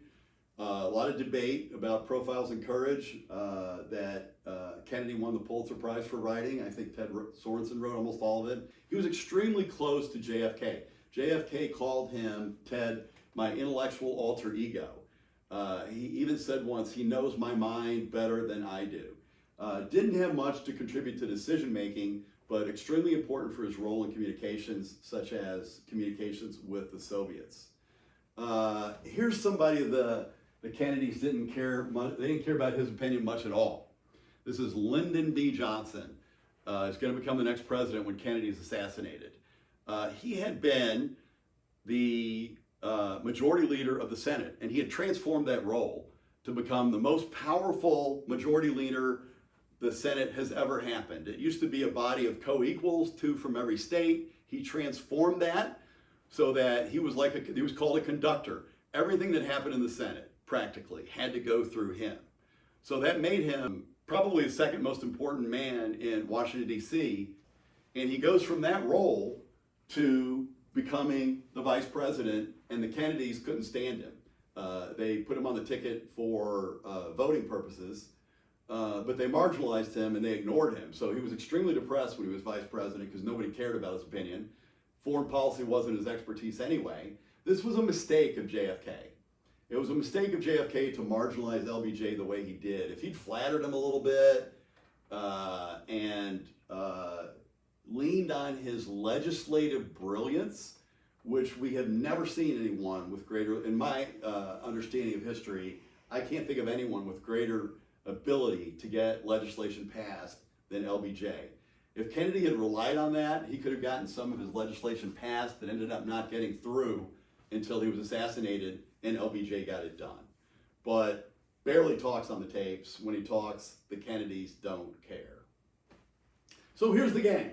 XCOM, Executive Committee of the National Security Council. It had some other members and some came to only certain meetings. Kennedy didn't formalize XCOM until October 22nd, but I'm going to call it XCOM from the start just for simplicity. They meet every day for 13 days. I'm just going to talk about the days where interesting things happen. Day 1 is a fascinating day. All of these days of the XCOM meetings start with updates from the CIA. So as you can imagine, this one starts with the U-2 photos. That's what the CIA is going to be telling these folks who have to decide what to do. The proof that these missiles are there. These show medium-range ballistic missile sites. We didn't know if they had intermediate range or not. I'm going to show you the ranges and what that means. I remember when I first saw these, I thought, how can they tell what the hell this is? But Soviet missile experts in the CIA could stare at these with their magnifying glasses and say, oh my goodness, this is a missile, or this is a missile transporter. And the Soviets used to love to show off all their weapons in military parades, as a lot of dictatorships do. They have big military parades. And we were able to identify a lot of these missiles and missile carriers based on their dimensions that we got from looking at their parades. Here's another one, another U-2 site. The resolution is not as good on this one, but it actually shows a lot of missile transporters. Let's talk about those ranges. This is the range of medium-range ballistic missiles. It's funny I've seen countless versions of this, and sometimes they have Washington inside the range of medium-range ballistic missiles, and sometimes they have it outside. Both of those are misleading. There's actually consider an error range, but Washington was kind of right on the edge. So it wasn't clear if the Soviets launched medium-range ballistic missiles, whether they could hit Washington or not. Certainly they could take out, they could devastate the southeast United States. Now, if you look at the broader range of intermediate range ballistic missiles, they could take out Washington and New York and Boston. This looks scary to you guys, but remember, we were already under the nuclear threat from the Soviets. They had bombers that could drop bombs on us. They had submarines that could shoot missiles. As far as we knew, their ICBMs were in better shape. So the question is, what threat does this pose? So we've got JFK here, we've got Secretary of State Dean Rusk and Robert McNamara. This is Pierre Salinger. He looks like he's confirming a pizza delivery order that he's just taken from these guys. No, I kid him. Actually, Pierre Salinger was the head of communications. He was extremely valuable during this thing. But these guys are talking about the weightiest issues, and day one had really a lot of the weightiest decisions. And the first question is, how much of a threat are these missiles? Now, what do you think? How much of a threat is it that there are nuclear weapons in Cuba? How do you assess the threat? Of course, the generals say it's a huge change in strategic threat and we need to take them out. That's very dangerous. McNamara says, I don't think so. I don't think they pose any incremental strategic threat. And Kennedy says, I agree. What difference does it make? They've got enough to blow us up anyway. Now, when they say that they don't view these Soviet missiles in Cuba as an incremental threat, McNamara, the Secretary of Defense, and Kennedy mean different things. Let's talk about that. Now, when you see quotes from now on for the rest of the speech on the slide, you see something in quotation marks. What that means is I've either read it from the transcripts that came out of this, or I've actually listened to the recordings. And there are some spots where, particularly controversial spots, you can listen to the recordings over and over to try to figure out what they're saying and get their intonation and what they meant by it. But what did he mean? I agree. What difference does it make? They've got enough to blow us up anyway, okay? So, imagine you're in a sketchy part of town and you want to get $100 out of an ATM. And you think, probably should wait on this. It's not the best part of town, but you see the ATM right there and you're like, what the heck, I'm going to go for it. So you go over and you put your card in and you get your 520s, and then you turn around and facing you are three scary gangbanger thugs, and they're holding knives, okay? Now, I think we all would probably do the exact same thing in this circumstance, the rational thing. You're going to give them the money, and you're going to hope they don't hurt you, and you're going to hope they go away. And you're going to beat yourself up for having gotten that $100 out, not only because you've lost $100, because now you've been traumatized. But you made your decision pretty quickly. So here's the question. Before you can do anything, in my hypothetical, a fourth gangbanger walks up, and he's brandishing a knife.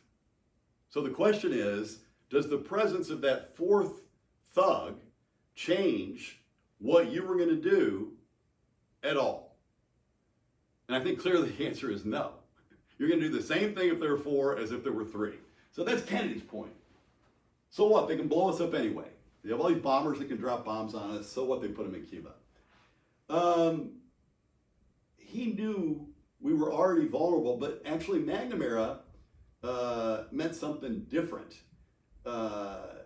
Kennedy treats the Cuban missiles like that fourth gangbanger. McNamara's point was based on deterrence, and so we're going to have to talk a little bit about what MAD means. The U.S. and the Soviet Union employed a strategy throughout the Cold War called either mutually assured destruction or mutual assured destruction. And the idea is that if you launch a first strike, and after that first strike, you surprise and you drop nukes all over them, and this is all US-Soviet stuff, if after that strike, the Soviets still retain the capability to devastate your country, then you're not going to launch that first strike, right? Because you know you're going to get nuked back. And similarly, if the Soviets were to launch a nuclear attack on us, and after it, we still retain the ability to do devastating attacks to the Soviet Union, they're not going to attack us first. Now that sounds a little crazy, and it's got the acronym MAD that many think is appropriate, but it actually worked. This is what both sides employed throughout the Cold War, and it kept the peace, and nobody ever launched the nukes. So back to the question of the threat posed by these Cuban missiles. Here's what McNamara, our Secretary of Defense, said. I do not think there is a military problem here. We do not believe the strategic balance is in any way altered by the introduction of these missiles in Cuba. We have a nuclear superiority sufficient to destroy the Soviet Union even after absorbing a surprise attack. So in other words, McNamara is a very rational man. and he's relying on MAD, and they're not taking out our MAD capability, our ability to destroy, devastate the Soviet Union after a first strike, just because they got these missiles in Cuba. So for that deterrence reason, he says these missiles don't matter. A little bit different from Kennedy's point. They could blow us up anyway, what's one more? But when I learned that the Secretary of Defense and the President of the United States did not believe that these missiles in Cuba posed an incremental strategic threat, I was stunned. I was stunned because I knew we had come, according to Kennedy, between a 1 in 3 and 1 in 2 chance of nuclear war, which with hydrogen bombs means hundreds of millions of deaths. And I'm thinking, well, shoot, if they don't make any difference, why did we have to have a crisis? Why couldn't we have just kept these missiles secret? And that's when I started studying the Cuban Missile Crisis. It was about 12 or 13 years ago. There was an Atlantic magazine article that came out, stimulated by one of Sheldon Stern's books. And it's got a great title, Real Cuban Missile Crisis. Everything you think you know about those 13 days is wrong. And that's one of the things, that the Secretary of Defense and the President did not regard these as incrementally strategic threats. So again, my first question was, why didn't we just keep it secret? Now, I learned that answer very quickly once I started to study it. We could not have kept it secret. Those exiles that Ken Keating was in touch with would have told him about these nuclear weapons, and the press would have figured it out. So in fact, when they started this thing, they figured we got about a week to figure this out if we want to control the narrative on our terms before this gets made public. So that question was answered pretty easily. Why didn't they keep it secret? But my other question is, why did we have to have a crisis? You know, we end up by 1970, by the late 60s, 1970 at the latest, we end up completely covered by what the Soviet Union could destroy, all of our major cities. And when they built up to the point where they could do that, there was no crisis. We were just positioned like the folks in France and the United Kingdom. They were under the threat of Soviet weapons, and they lived with it. And there was no crisis. And we didn't have brinksmanship that brought us close to nuclear war. So the question I ask, and I think it's a good question, we're going to come back to it, and I want you guys to think about it, is did we need to have a crisis over this thing? Did we need to risk thermonuclear war because of these missiles that were going to be vastly outnumbered by the missiles that were going to come over the rest of the decade? I think it's a great question. We'll come back to it.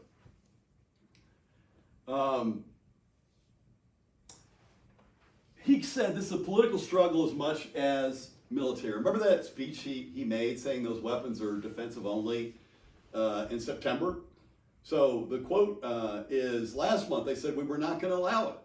And what he actually said in that quote is, if we find out they were, he came to regret this, but in that September speech he had said, if we find out that the Soviets are putting offensive weapons there, we're going to treat it as a grave matter and react accordingly with the do whatever it takes. Essentially, we're going to go head to head with the Soviet Union.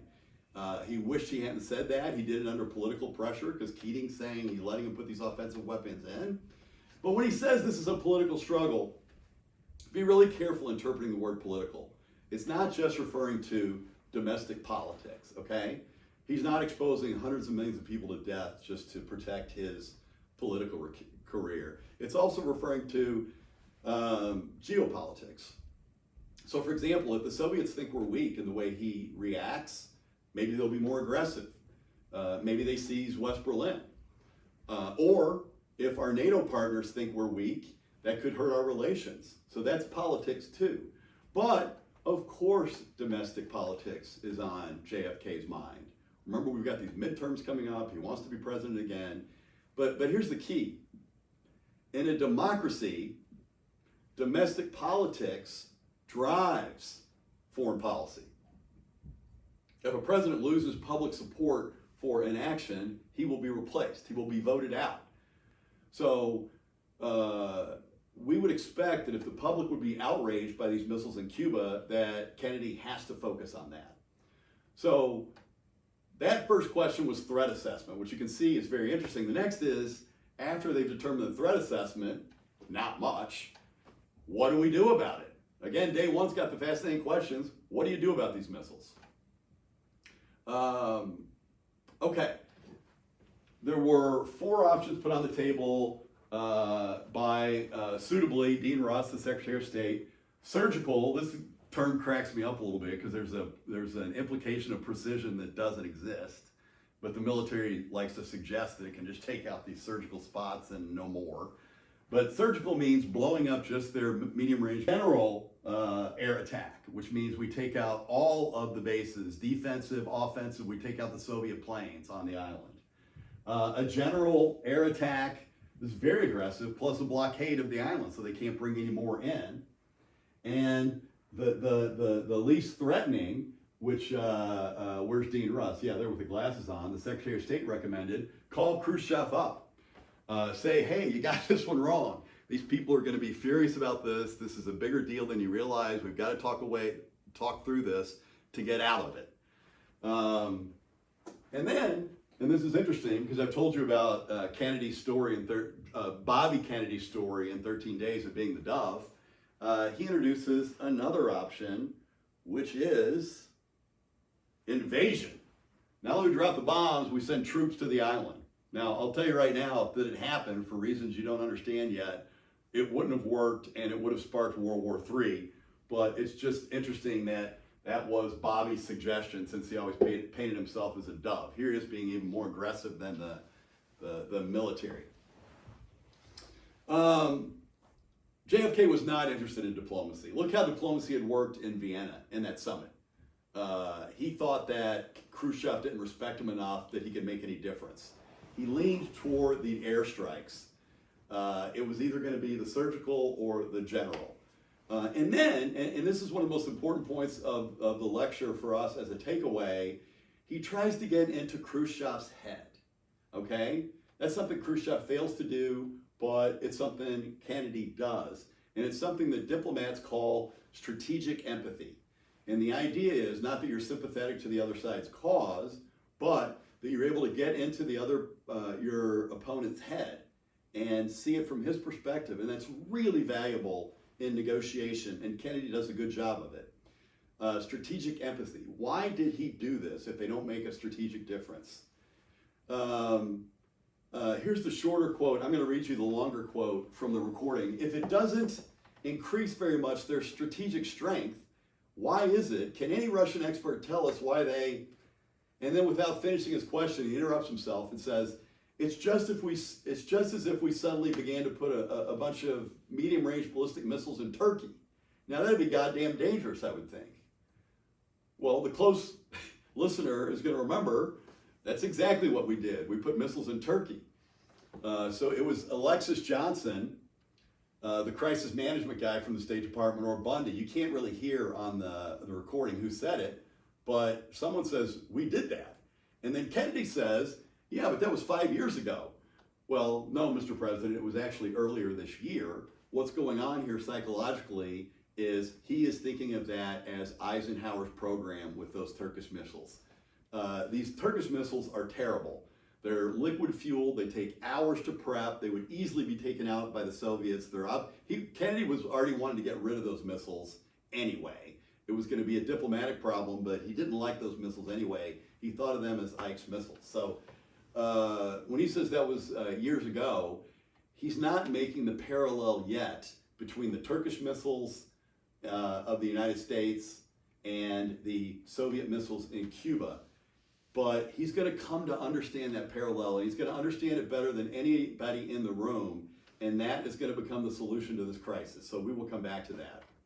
So at the end of the first meeting, he says we're certainly going to do number one. In other words, we're certainly going to take out their offensive weapons, and we might be taking out all their weapons in an airstrike. Now, what he does next is interesting. He stands up and he leaves the room, and he lets these other people discuss what to do. And the reason he leaves is he's got a meeting with the Crown Prince of Libya. And as I'm sure you can all appreciate, a diplomatic meeting, he's gone for 6 hours. with the Crown Prince of Libya is not as important as getting this decision right. So why does he do it? He does it for two reasons.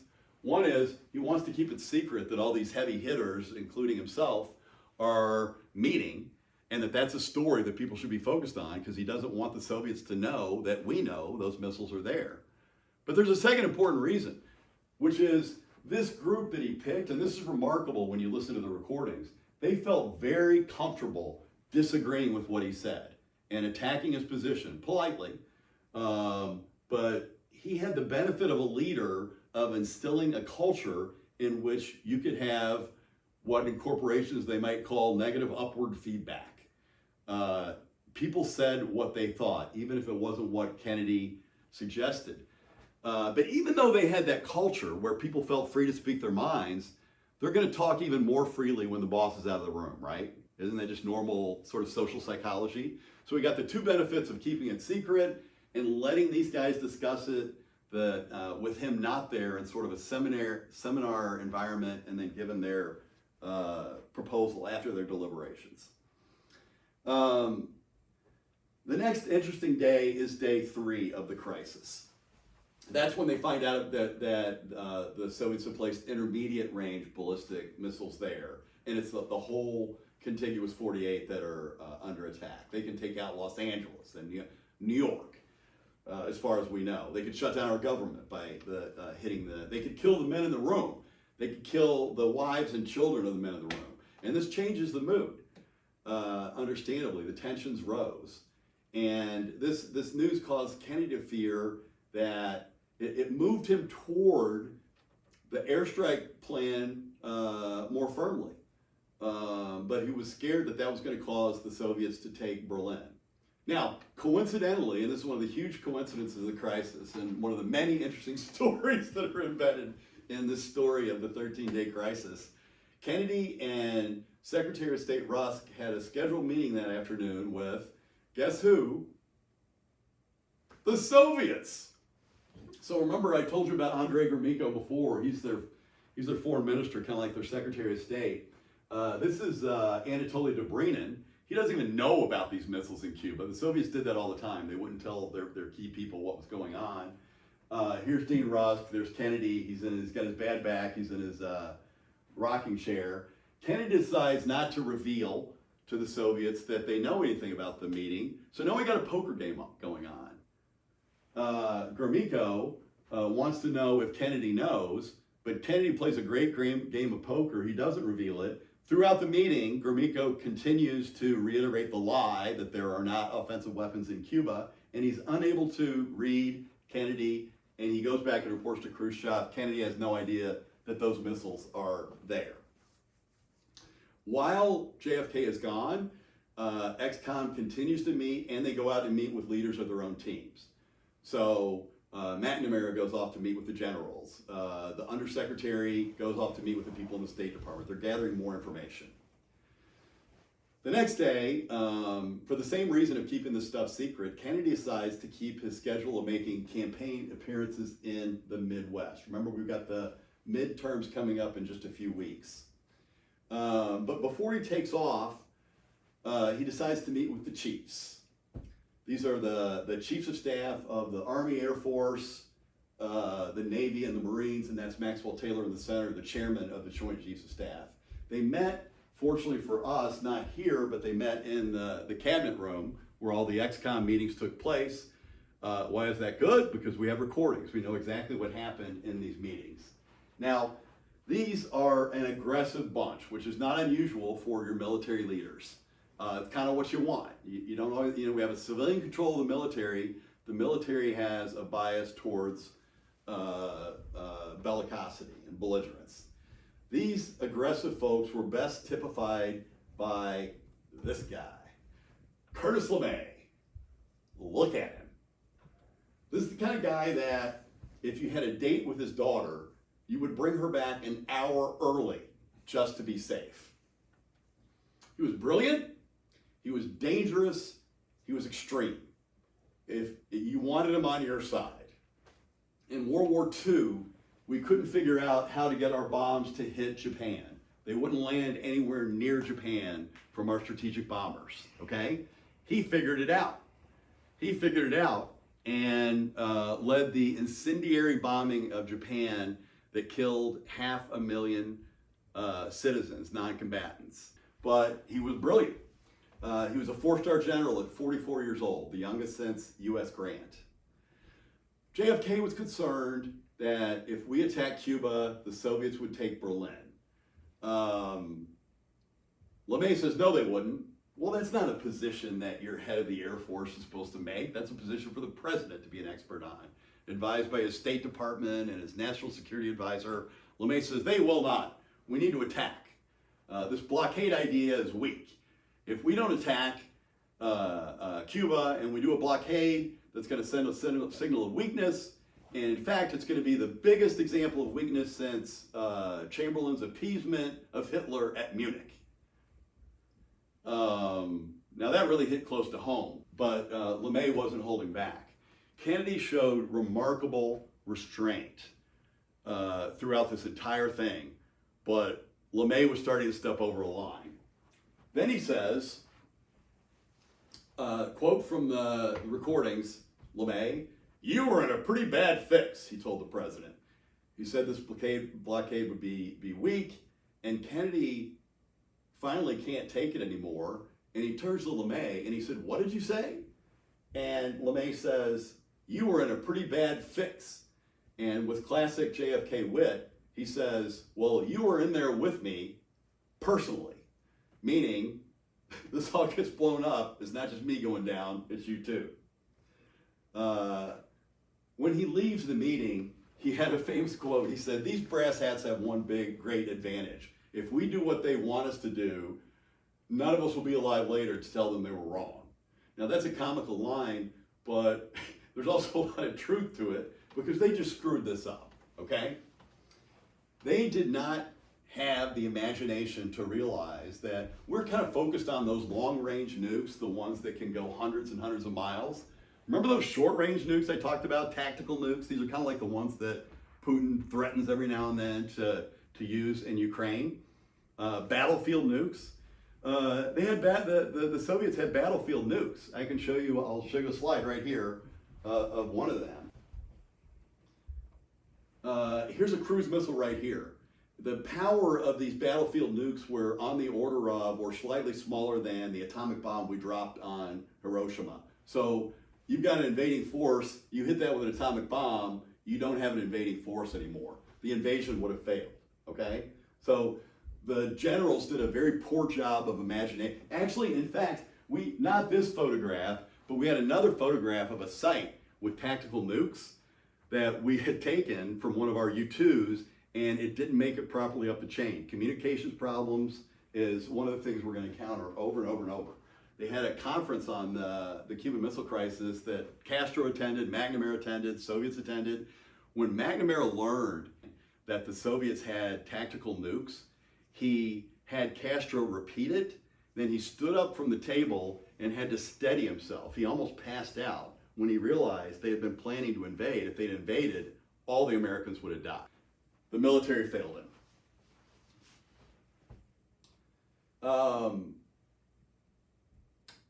Bobby calls his brother back. He's out on the campaign trail. They say, we got to make a decision. We're getting close to that week. It's time to make the call. So day 5 of the crisis, the first line you hear on the transcript, or very close to the line you hear on the recording, is, "Gentlemen, we're all going to earn our pay today." And the stakes were a little bit higher. Now there were 8 Soviet missiles, nuclear missiles, set up, ready to fire, aimed at the United States. And that affected people too. And this part is important. We talk about the military often makes claims that are unrealistic about what they can do, but we've got civilian control of the military, and this guy particularly was much more realistic about our capabilities. And he realized we can't take them all out. If we try to take out all of the nuclear missiles in Cuba, we're going to miss some. So if we miss some, after that attack, they can still attack the United States proper with nuclear weapons. And that's all Kennedy needed to hear to realize we can't go that route. We've got to remember the incremental approach he used in Mississippi. He starts using the incremental approach now. He favors the blockade option. It was really McNamara who championed the blockade option. So he's an extremely important player in resolving this crisis. but that's what they decided to do. We call it a quarantine. You'll hear the term quarantine. Why? A blockade is an act of war. A quarantine is not. And Kennedy wanted to distinguish it from, remember that Soviet blockade of Berlin? He said, no, we're going to let food through. We're going to have non-military stuff's going to go through. So internally they kept calling it a blockade. I don't know which term I'll use. Often I'll call it a blockade, but it's publicly called quarantine. So he gives the speech that I showed you the video of, and he focuses a lot on one fact, that the Soviets had moved these missiles there under the dark of night, and they had lied about it, and they had kept it a secret. And that was very important for world opinion. And then he makes the claim that a launch of a nuclear weapon from anywhere in Cuba to anywhere in the Western Hemisphere will be regarded as a Soviet attack on the United States and will be followed by retaliatory measures against the Soviet Union. That's a bold, aggressive statement, okay? If theoretically Cuba sent a nuclear missile to El Salvador, we would have World War III with the Soviet Union, hundreds of millions of dead. But that's the strong position that he takes. Pretty bold statement. Here is the news after this. You can imagine it dominated the news. The reaction by people around the world was mainly abject terror. I've talked to many people who were alive at the time who remember it. Americans stocked up on survival goods. If they had bomb shelters, they made sure they were equipped. They were watching the news constantly. Around the world, people were scared, but they also felt some anger. Now, I think that makes sense. If you're in France, if you're in Great Britain, if you're in, you're one of these NATO countries that the Soviets have had their missiles aimed at for a long time now, you're saying, well, goodness, we've been under the same threat you're under with these missiles in Cuba, and we've dealt with it. Just as if you flash forward, we're going to learn to deal with it. But we didn't see the need for posturing and brinksmanship and sort of macho threats about how we're going to start World War III, because if that happens, the first thing that they're going to do, and Khrushchev made this clear, and the histories make this clear when you look back at the records, one of the first things they would have done is wiped out a lot of Western Europe. Those famous cities would have been smoldering. So they're saying, guys, we don't even have a vote in this. You're going to have a fight that could cause us to be blown up. You can understand the anger. But the world was terrified. Back in DC, things start moving pretty fast. Before, we just had internal deliberations. Now that the secret's out, things start happening. We think we might be, we don't know if the blockade doesn't work and we're going to attack Cuba, we got to move a lot of military. So we move a tremendous amount of military down to the southeast United States, Florida and Georgia. So a lot of stuff has to happen on that front. And diplomatically, Kennedy and Khrushchev start writing about a letter a day to each other, mainly blustering at the start. In Moscow, this is news. Khrushchev didn't know if he was going to find out about it. Khrushchev didn't know how he would react if he did find out about it, and now he knows. So what's their reaction to this speech? Well, mainly it's relief, because his first plan that he had decided to go with, remember at the end of the day he said we're certainly going to do one, was to attack. And that's not what Khrushchev wanted, and he knew how dangerous that could get very quickly. So he had done a blockade plan instead of an attack. So Khrushchev was relieved. Here's the reaction to the blockade. The advisors of Khrushchev always thought this was a dumb idea. He's recognizing it was a dumb idea. So the Politburo and Khrushchev, they all agree, we're backing off. We're going to turn those boats around. But again, because of ego and importance of strength on the world stage, he doesn't tell anybody, and he doesn't tell us, and he's not going to tell us till the last minute. And that fact causes a whole lot of danger, which we're going to see coming up in the next few minutes. So he decides to back off, but he doesn't tell anyone. Soviets had a lot of ships headed to Cuba at that point. like this one. You know, they would cover up and hide their weapons and their military personnel. Remember, we thought there were a few thousand. There were 40,000 Soviets on the island. Here's a couple more Soviet ships that were taking weapons in. So back in DC, XCOM had to figure out, how do you implement this blockade? What if they decide to run through it? What are you going to do? Well, that's tough, right? They had decided to turn back. We didn't know that. One of the questions that came up is, what if they turn back? Do we let them go back? Well, I would think any rational person would say, yeah, of course you'll let them go back. That's the point of this thing. I bring that up only to say that you can hear Bobby Kennedy on the tape saying, no, we board them. He was so aggressive.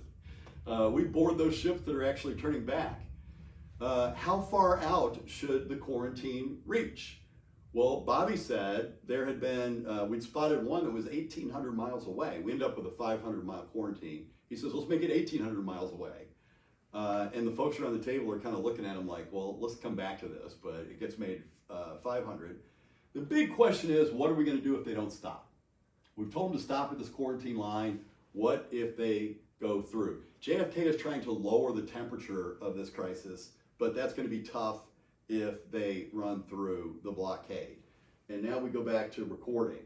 Now remember, this is a guy who's been at war on a boat with cannon and machine guns and torpedoes.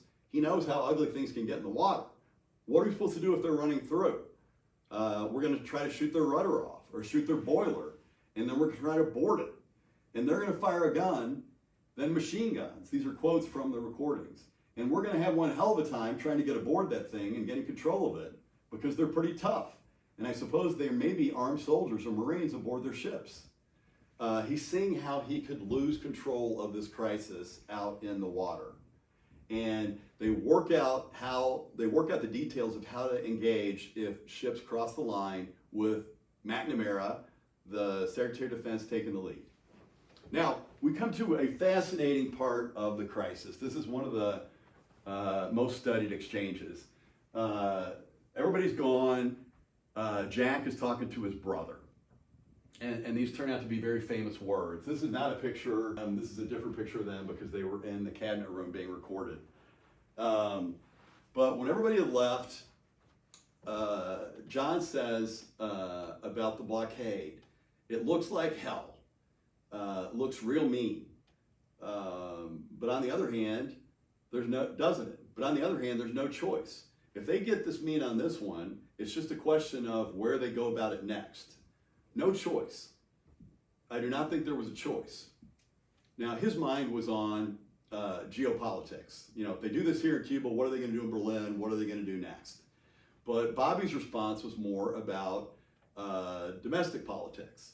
Bobby says, well, there isn't any choice. I mean, you would have been impeached, you know, if you didn't do something. And Jack Kennedy says back, that's what I think. I would have been impeached. Now, historians disagree on what this meant. I've certainly listened to this point in the recordings and tried to draw my own conclusion. The least charitable interpretation is that when he should be thinking about saving hundreds of millions of lives, Bobby's worried about his brother's political career as a driving factor, and he had to avoid impeachment at any cost. I don't think that's what he meant. Most historians have a more charitable view, and they understood that both geopolitical and domestic political implications of not establishing a blockade would have been pretty bad, and Bobby was merely highlighting that. I think it's true, but it's still a pretty stark thing to hear. Okay, on the day of the blockade, the XCOM meeting started at 10 o'clock, the exact same time the blockade started, and the CIA director said we had 22 Soviet ships on the way to Cuba. Well, if you think about what he did with this blockade, he moved the conflict from the jungle, where there were 40,000 Soviets and hundreds of thousands of Cubans that could have fought against us in the jungle that we didn't know, out to the water where the U.S. Navy had complete superiority. There were 25 to 30 ships, destroyers and others, enforcing the quarantine line. There were 180 aircraft flying around too. in the middle of it all, we have another comic interlude. Guess what these folks are doing? They're on a cruise. These people are on a cruise to Cuba. This is a guy who's got the old video recorder at the time. They're there to have a good time. They're going down to swim and have fun in Cuba. They're Czechs and they're East Germans. And little do they realize they're headed for the most dangerous conflict in the world. The East German government learns about this ship, decides not to call them back in a gesture of solidarity with their communist brethren in Moscow.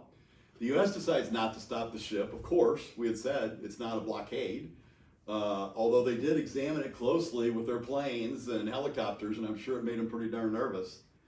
Of the 22 ships, McNamara identifies 2 that he thinks it's highly likely have nuclear weapons. So they decide they're going to intercept those ships if they try to cross the quarantine line.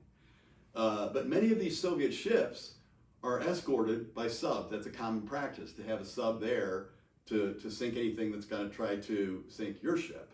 So McNamara decided that we were going to use practice depth charges to force the subs to service. We would send them sonar signals, and then we would drop these bombs. So here's what a depth charge is. A depth charge is basically just a bomb, and you drop it, you roll it, literally roll it off the side of your ship, or you project it from the side, or you project it from the front, and it's built so that when it reaches a certain depth, the pressure hits a certain amount, it knows that it's at the same depth as the submarine you're attacking, it's going to explode.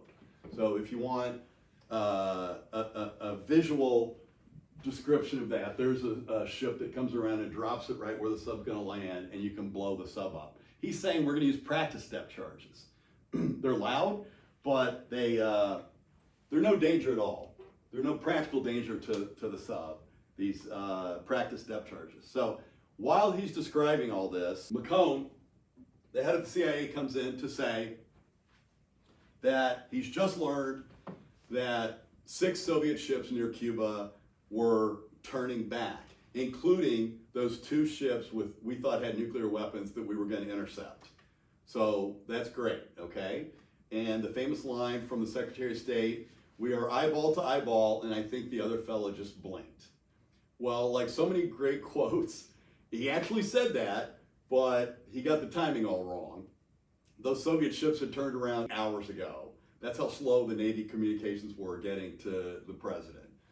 So yeah, the other fellow blinked, but it had happened many hours ago. But the crisis was far from over. The most danger is to come, even though the Soviets had decided to turn these ships around. We had put our military, our Strategic Air Force, on DEFCON 2. That's Defense Readiness Condition. It describes a level of military alertness. There are 5 levels. DEFCON had been raised to level 2, the highest it had ever been. 1 means you're at war, or basically you think you're at war.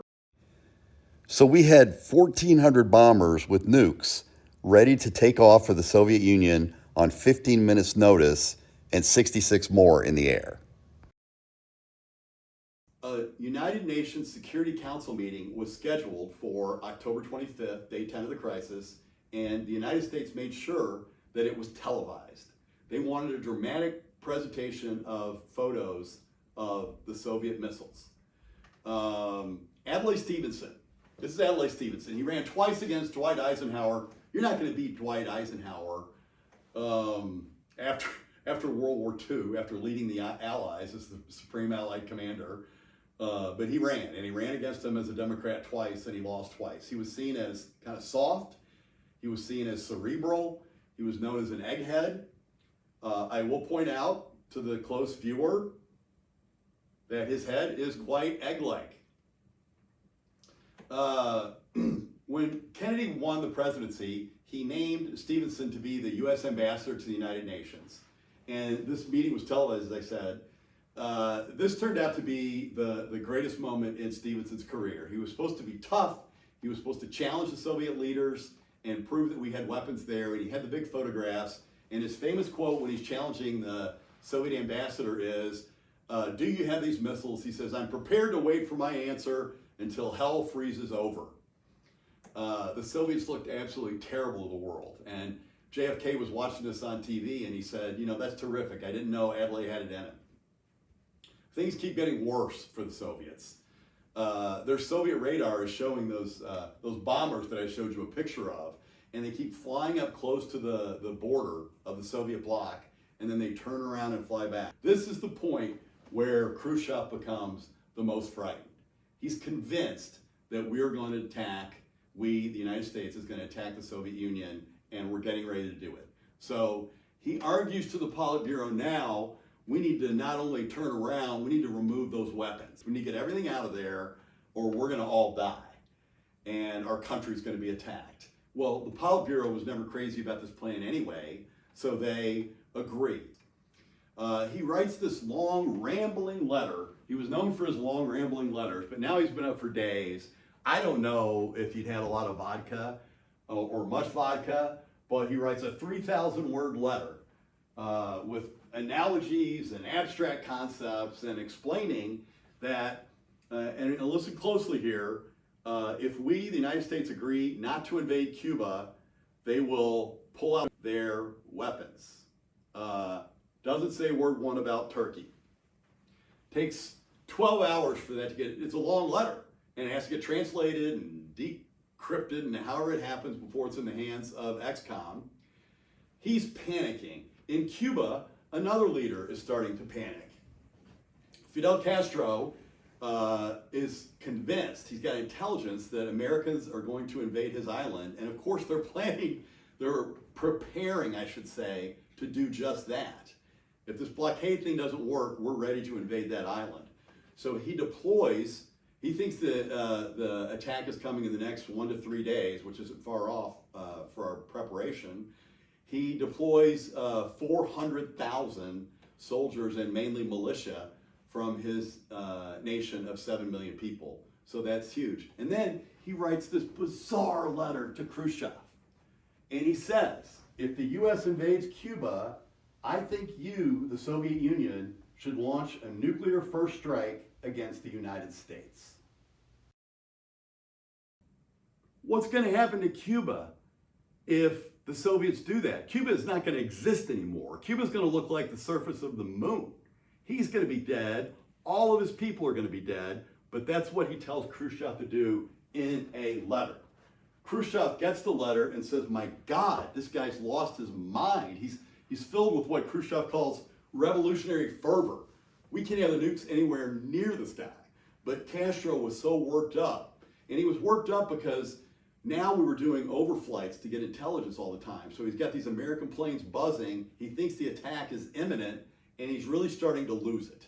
So he orders his Cubans to shoot their guns at these anti-aircraft guns at the overflights. And even regular guns, they can't shoot a plane and hurt it, the rifle, but, he's shoot whatever you got at these guys. So he's kind of losing it. Now we get to the 27th, what historians generally consider the most dangerous day of the crisis. And why was it so dangerous? This is where we got to the point where JFK says the odds of World War III are between 1 and 3 and even. Why was it so dangerous? What went wrong? Well, there were 4 things. 1, diplomatic confusion. 2, a near use of nukes by a U.S. pilot. 3, a military escalation in Cuba. And a submarine that I said we're going to come back to. Think of it this way. Khrushchev and Kennedy both dreaded the idea of nuclear war, but they were starting to lose control of their militaries on the ground. We'll start with the diplomatic confusion. The Politburo decides Khrushchev wasn't aggressive enough in that letter. He didn't mention anything about Turkey. We want those Turkish missiles gone. So they write another, it's not clear who writes the letter.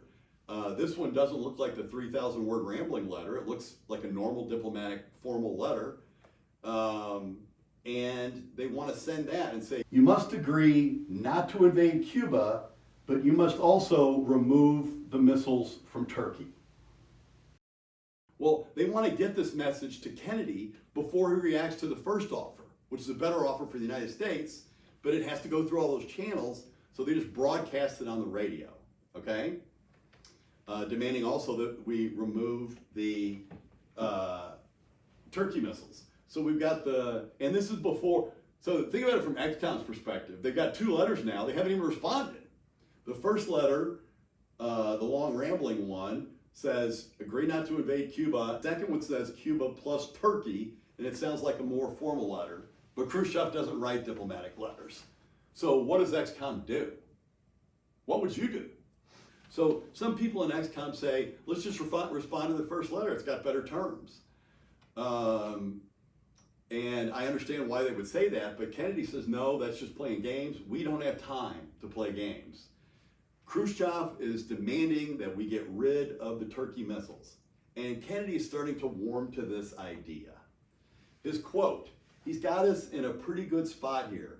Most people would regard this as a not unreasonable proposal.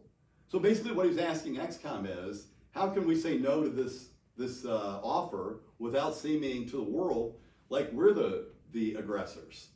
Another similar quote by JFK from the recording. It's difficult to justify attacking Cuba if they're saying, if you get yours out of Turkey, we'll get ours out of Cuba. So there's that diplomatic confusion. He keeps selling the idea to XCOM. The Turkey missiles are obsolete anyway. He had wanted to remove them whether the Soviets hadn't demanded it or not. It looks like a winning deal. He thinks that, this is what Kennedy believes, that we should agree to get rid of the Turkish missiles, but he is the only one in the room. Bundy, National Security Advisor, McNamara, Secretary of Defense, Russ, Secretary of State, Tommy Thompson, General Taylor, his brother, all of them disagree strenuously. It's the only time JFK is standing completely alone. But he knows in his heart that he's right. And fortunately for all of us, he has the courage of his conviction. Let's go out to the field. Things are starting to spiral out of control. First, let's go to the Arctic. Let's meet Captain Chuck Maltzby, expert pilot. He had been shot down in the Korean War, been kept for over 1.5 years in a Chinese prison. He was decorated for his flying ability. He's running a routine mission, flying one of these over the North Pole to gather samples. He's at 60,000 feet, and he has a problem. His problem is he's lost, and he's almost out of fuel. This is Russia, okay? This green part and this red part. This is Alaska here. He's supposed to be at the North Pole taking measurements, but he's over the red part. How could a seasoned, experienced, expert pilot be hundreds of miles off? Well, the answer depends on science. The problem is science is causing him 2 big navigation problems. First, it's very challenging to navigate to the North Pole because your compass doesn't take you to the North Pole. Your compass will take you to the magnetic North Pole. There's the geographic North Pole. The magnetic North Pole moves around, but at this point it was hundreds of miles away. So if you can't get to the North Pole by a compass, how are you supposed to get there?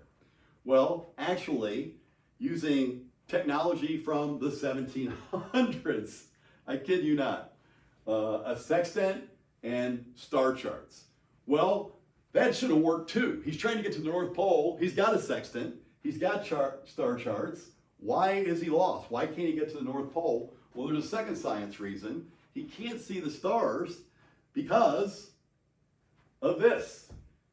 The Northern Lights. Yes, the Aurora Borealis is blocking the stars, so he can't even navigate by the star charts, so he is lost. And he doesn't realize he's lost until he's been flying for 8 hours.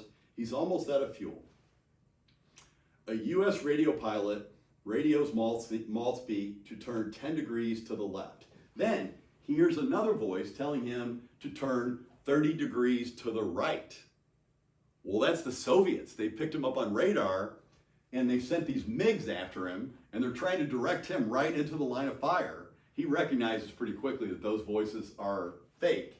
But in some classic Cold War tradecraft, our Strategic Air Command in Nebraska was spying on the Soviet radar and also intercepted the Soviet message telling him to turn Maltzby to turn into the danger.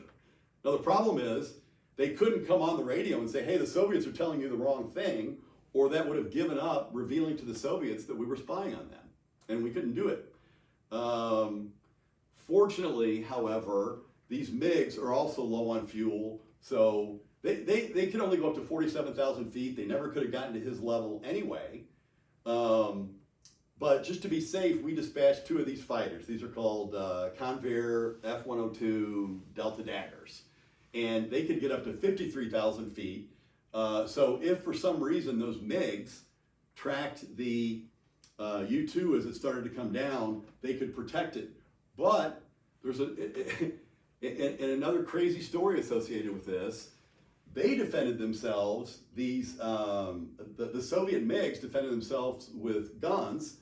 These fighters defended themselves with air-to-air missiles. And because they were on DEFCON 2, they had nuclear missiles. So if they had defended that U-2 as it came down and the MiGs attacked it, they would have shot a nuclear missile that could have triggered World War III. That's the kind of stuff we were dealing with. But as I say, fortunately, the MiGs were low on fuel. They had to descend. And our F-102s got within sight of Maltby and guided him down. And he was literally out of fuel as he glided and landed on an Arctic airstrip. That does not mean the danger was over, because the Soviets knew we had a U-2 up there. And when McNamara found out that a U-2 had gone into Soviet space and been detected, he said, this means war with the Soviet Union. Now, why was this such a big deal? U-2s are reconnaissance aircraft. In World War II, what we did was we would use reconnaissance aircraft right before we would bomb a country. You fly your recon planes over so the bombers know where to drop their bombs. So if you're on the ground and you see these recon planes, you know you're getting ready to get bombed shortly. And that's the message that went to Khrushchev pretty quickly. He said either this guy was lost or they're getting ready to bomb us. All right, that's one military problem. We have a diplomatic problem, military problem. This is why it's the most dangerous day. The second military problem was a different U-2. This is a U-2 of the type we were using to go over Cuba and do reconnaissance during the crisis. And we were doing it at high and low altitude, dozens of flights every hour. This is driving the Soviets and the Cubans nuts. The Cuban anti-aircraft couldn't touch one of these U-2s miles in the air, but the Soviet SAMs, surface-to-air missiles, could. Here's a surface-to-air missile, what I referred to before as a defensive weapon. So this U-2 pilot is Major Rudolf Anderson. He was among those doing the recon. He had flown over Cuba several times that day, been taking lots of photos. The Soviets are tracking him on radar the whole time. They've got the same fear that Khrushchev had about that U-2 in the Arctic. If they're doing recon, that means that we're getting ready to get bombed. Recon is followed by an attack. So they are nervous. They ask a major for permission to shoot this U-2 down. Now, of course, that's not okay with the Soviets. A major asked the office of the general in charge of the Soviet operations in Cuba, but he happens to be away sick.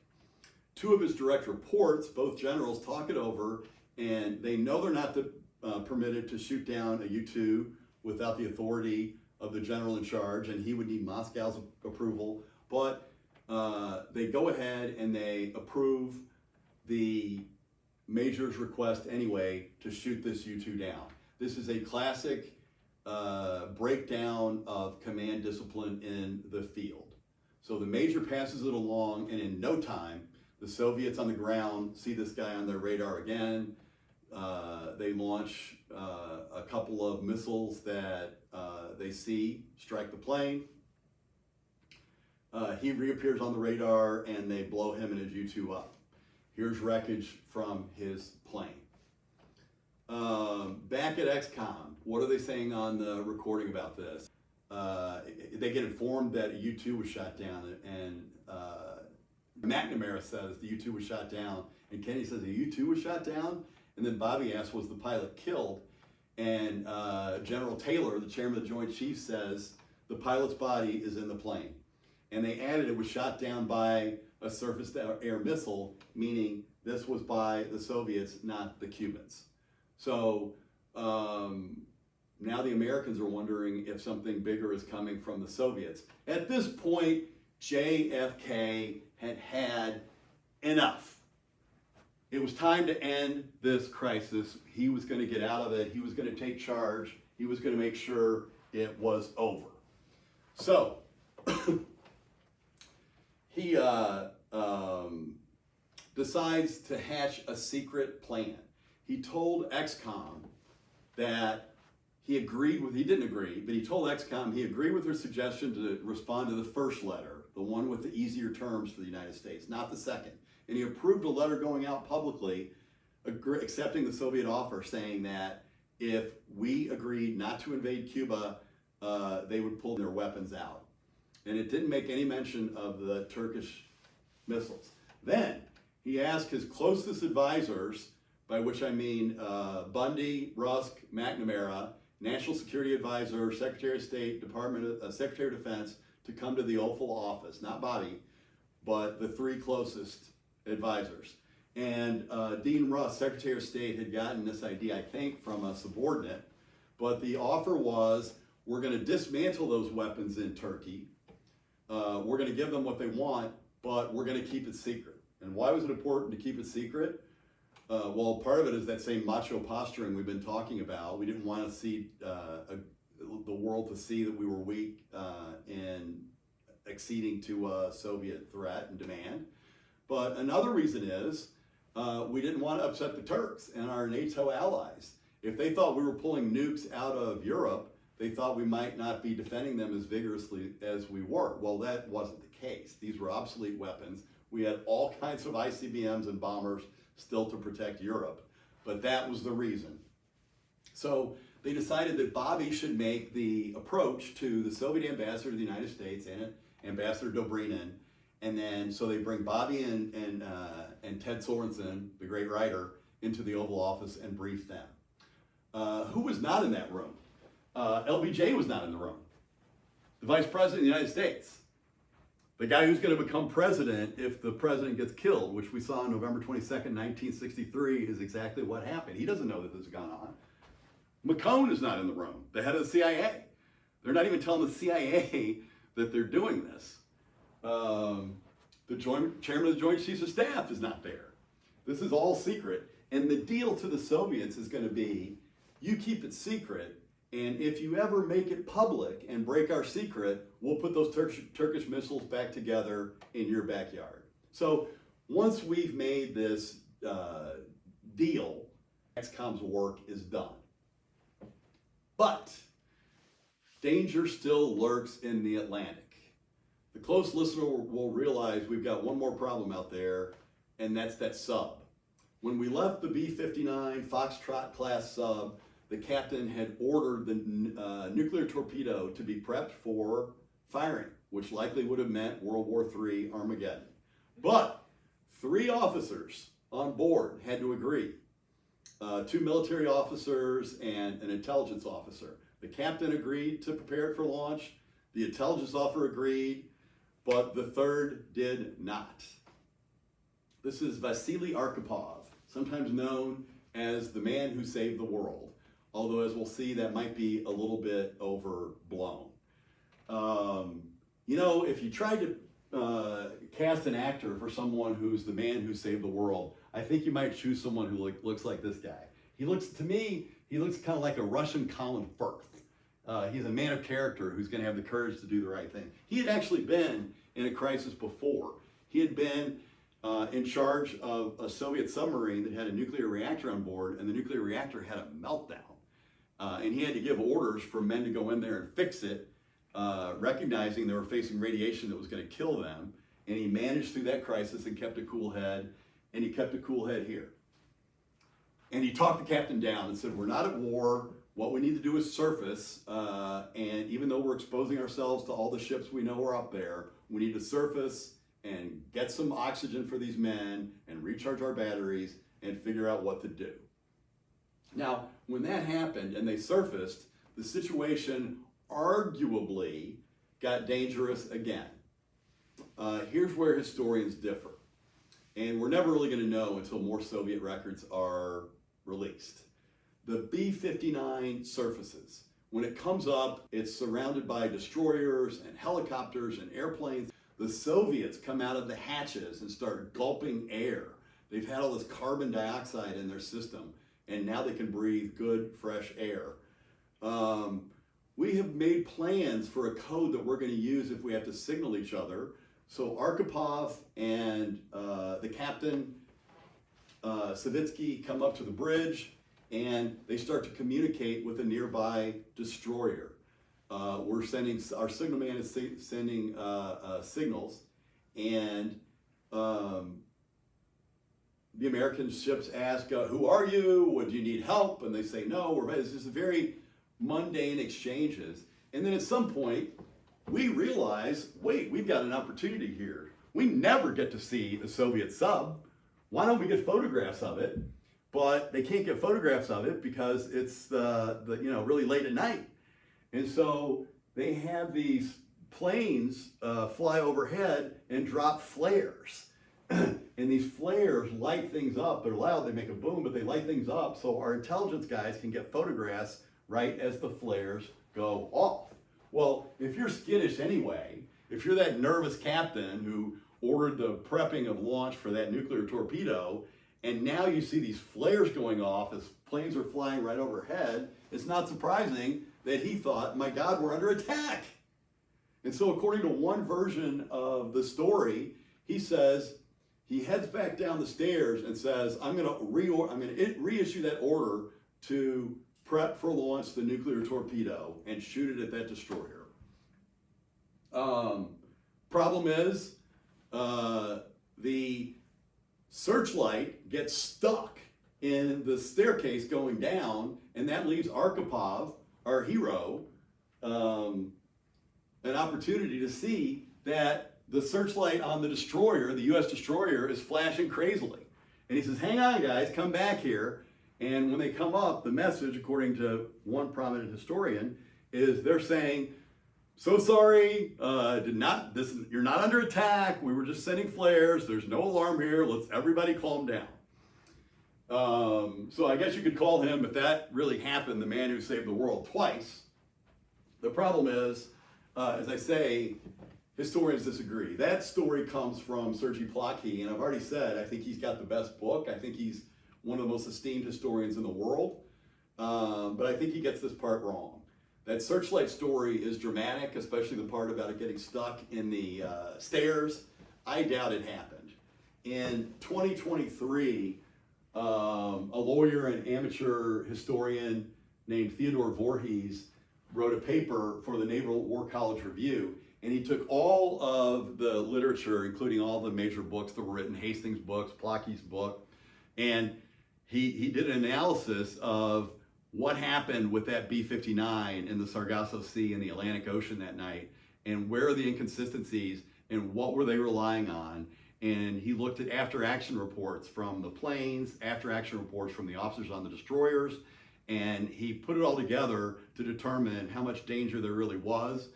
And he makes a pretty convincing case that that searchlight story didn't happen the way it was suggested, and certainly the idea that Savitsky, the captain, reordered that attack, reordered the arming of the nuclear torpedo didn't happen. This guy, to me, seems to understate the risk a little bit, but again, we're never going to know until we get more Soviet records. The next day, the good news comes that Khrushchev has accepted our secret offer, and he agrees that he's going to keep it secret, and he publicly accepts our public offer. So the 13-day crisis is over. A very quick summary of the Cuban Missile Crisis. Khrushchev bluffed, Kennedy called his bluff, and Khrushchev backed down. What happened to these characters who were the players? In general, they breathed deep sighs of relief because they knew they were lucky and they knew they had come far too close to a disaster. By the next year, there was a hotline installed. I used to think it was a telephone that the president could pick up and be in charge and be in touch with Moscow. It wasn't. It was a teletype machine. Now it's actually emails. Shocker. But more important, by the next summer, JFK was speaking less belligerently. He viewed Soviet relationships differently. It was less belligerent. It was more we should work together. They started talking about arms control. They realized we had come too close. How do we assess the performances of these characters? Well, this one is pretty funny. I mean, gallows humor funny. When he learned that the crisis was averted and we weren't going to be at nuclear war, he was disappointed. He actually thought we made a mistake. He thought we should have bombed the island and used nukes if necessary to face down the dreaded Ruskies. He thought that nukes were the answer to everything.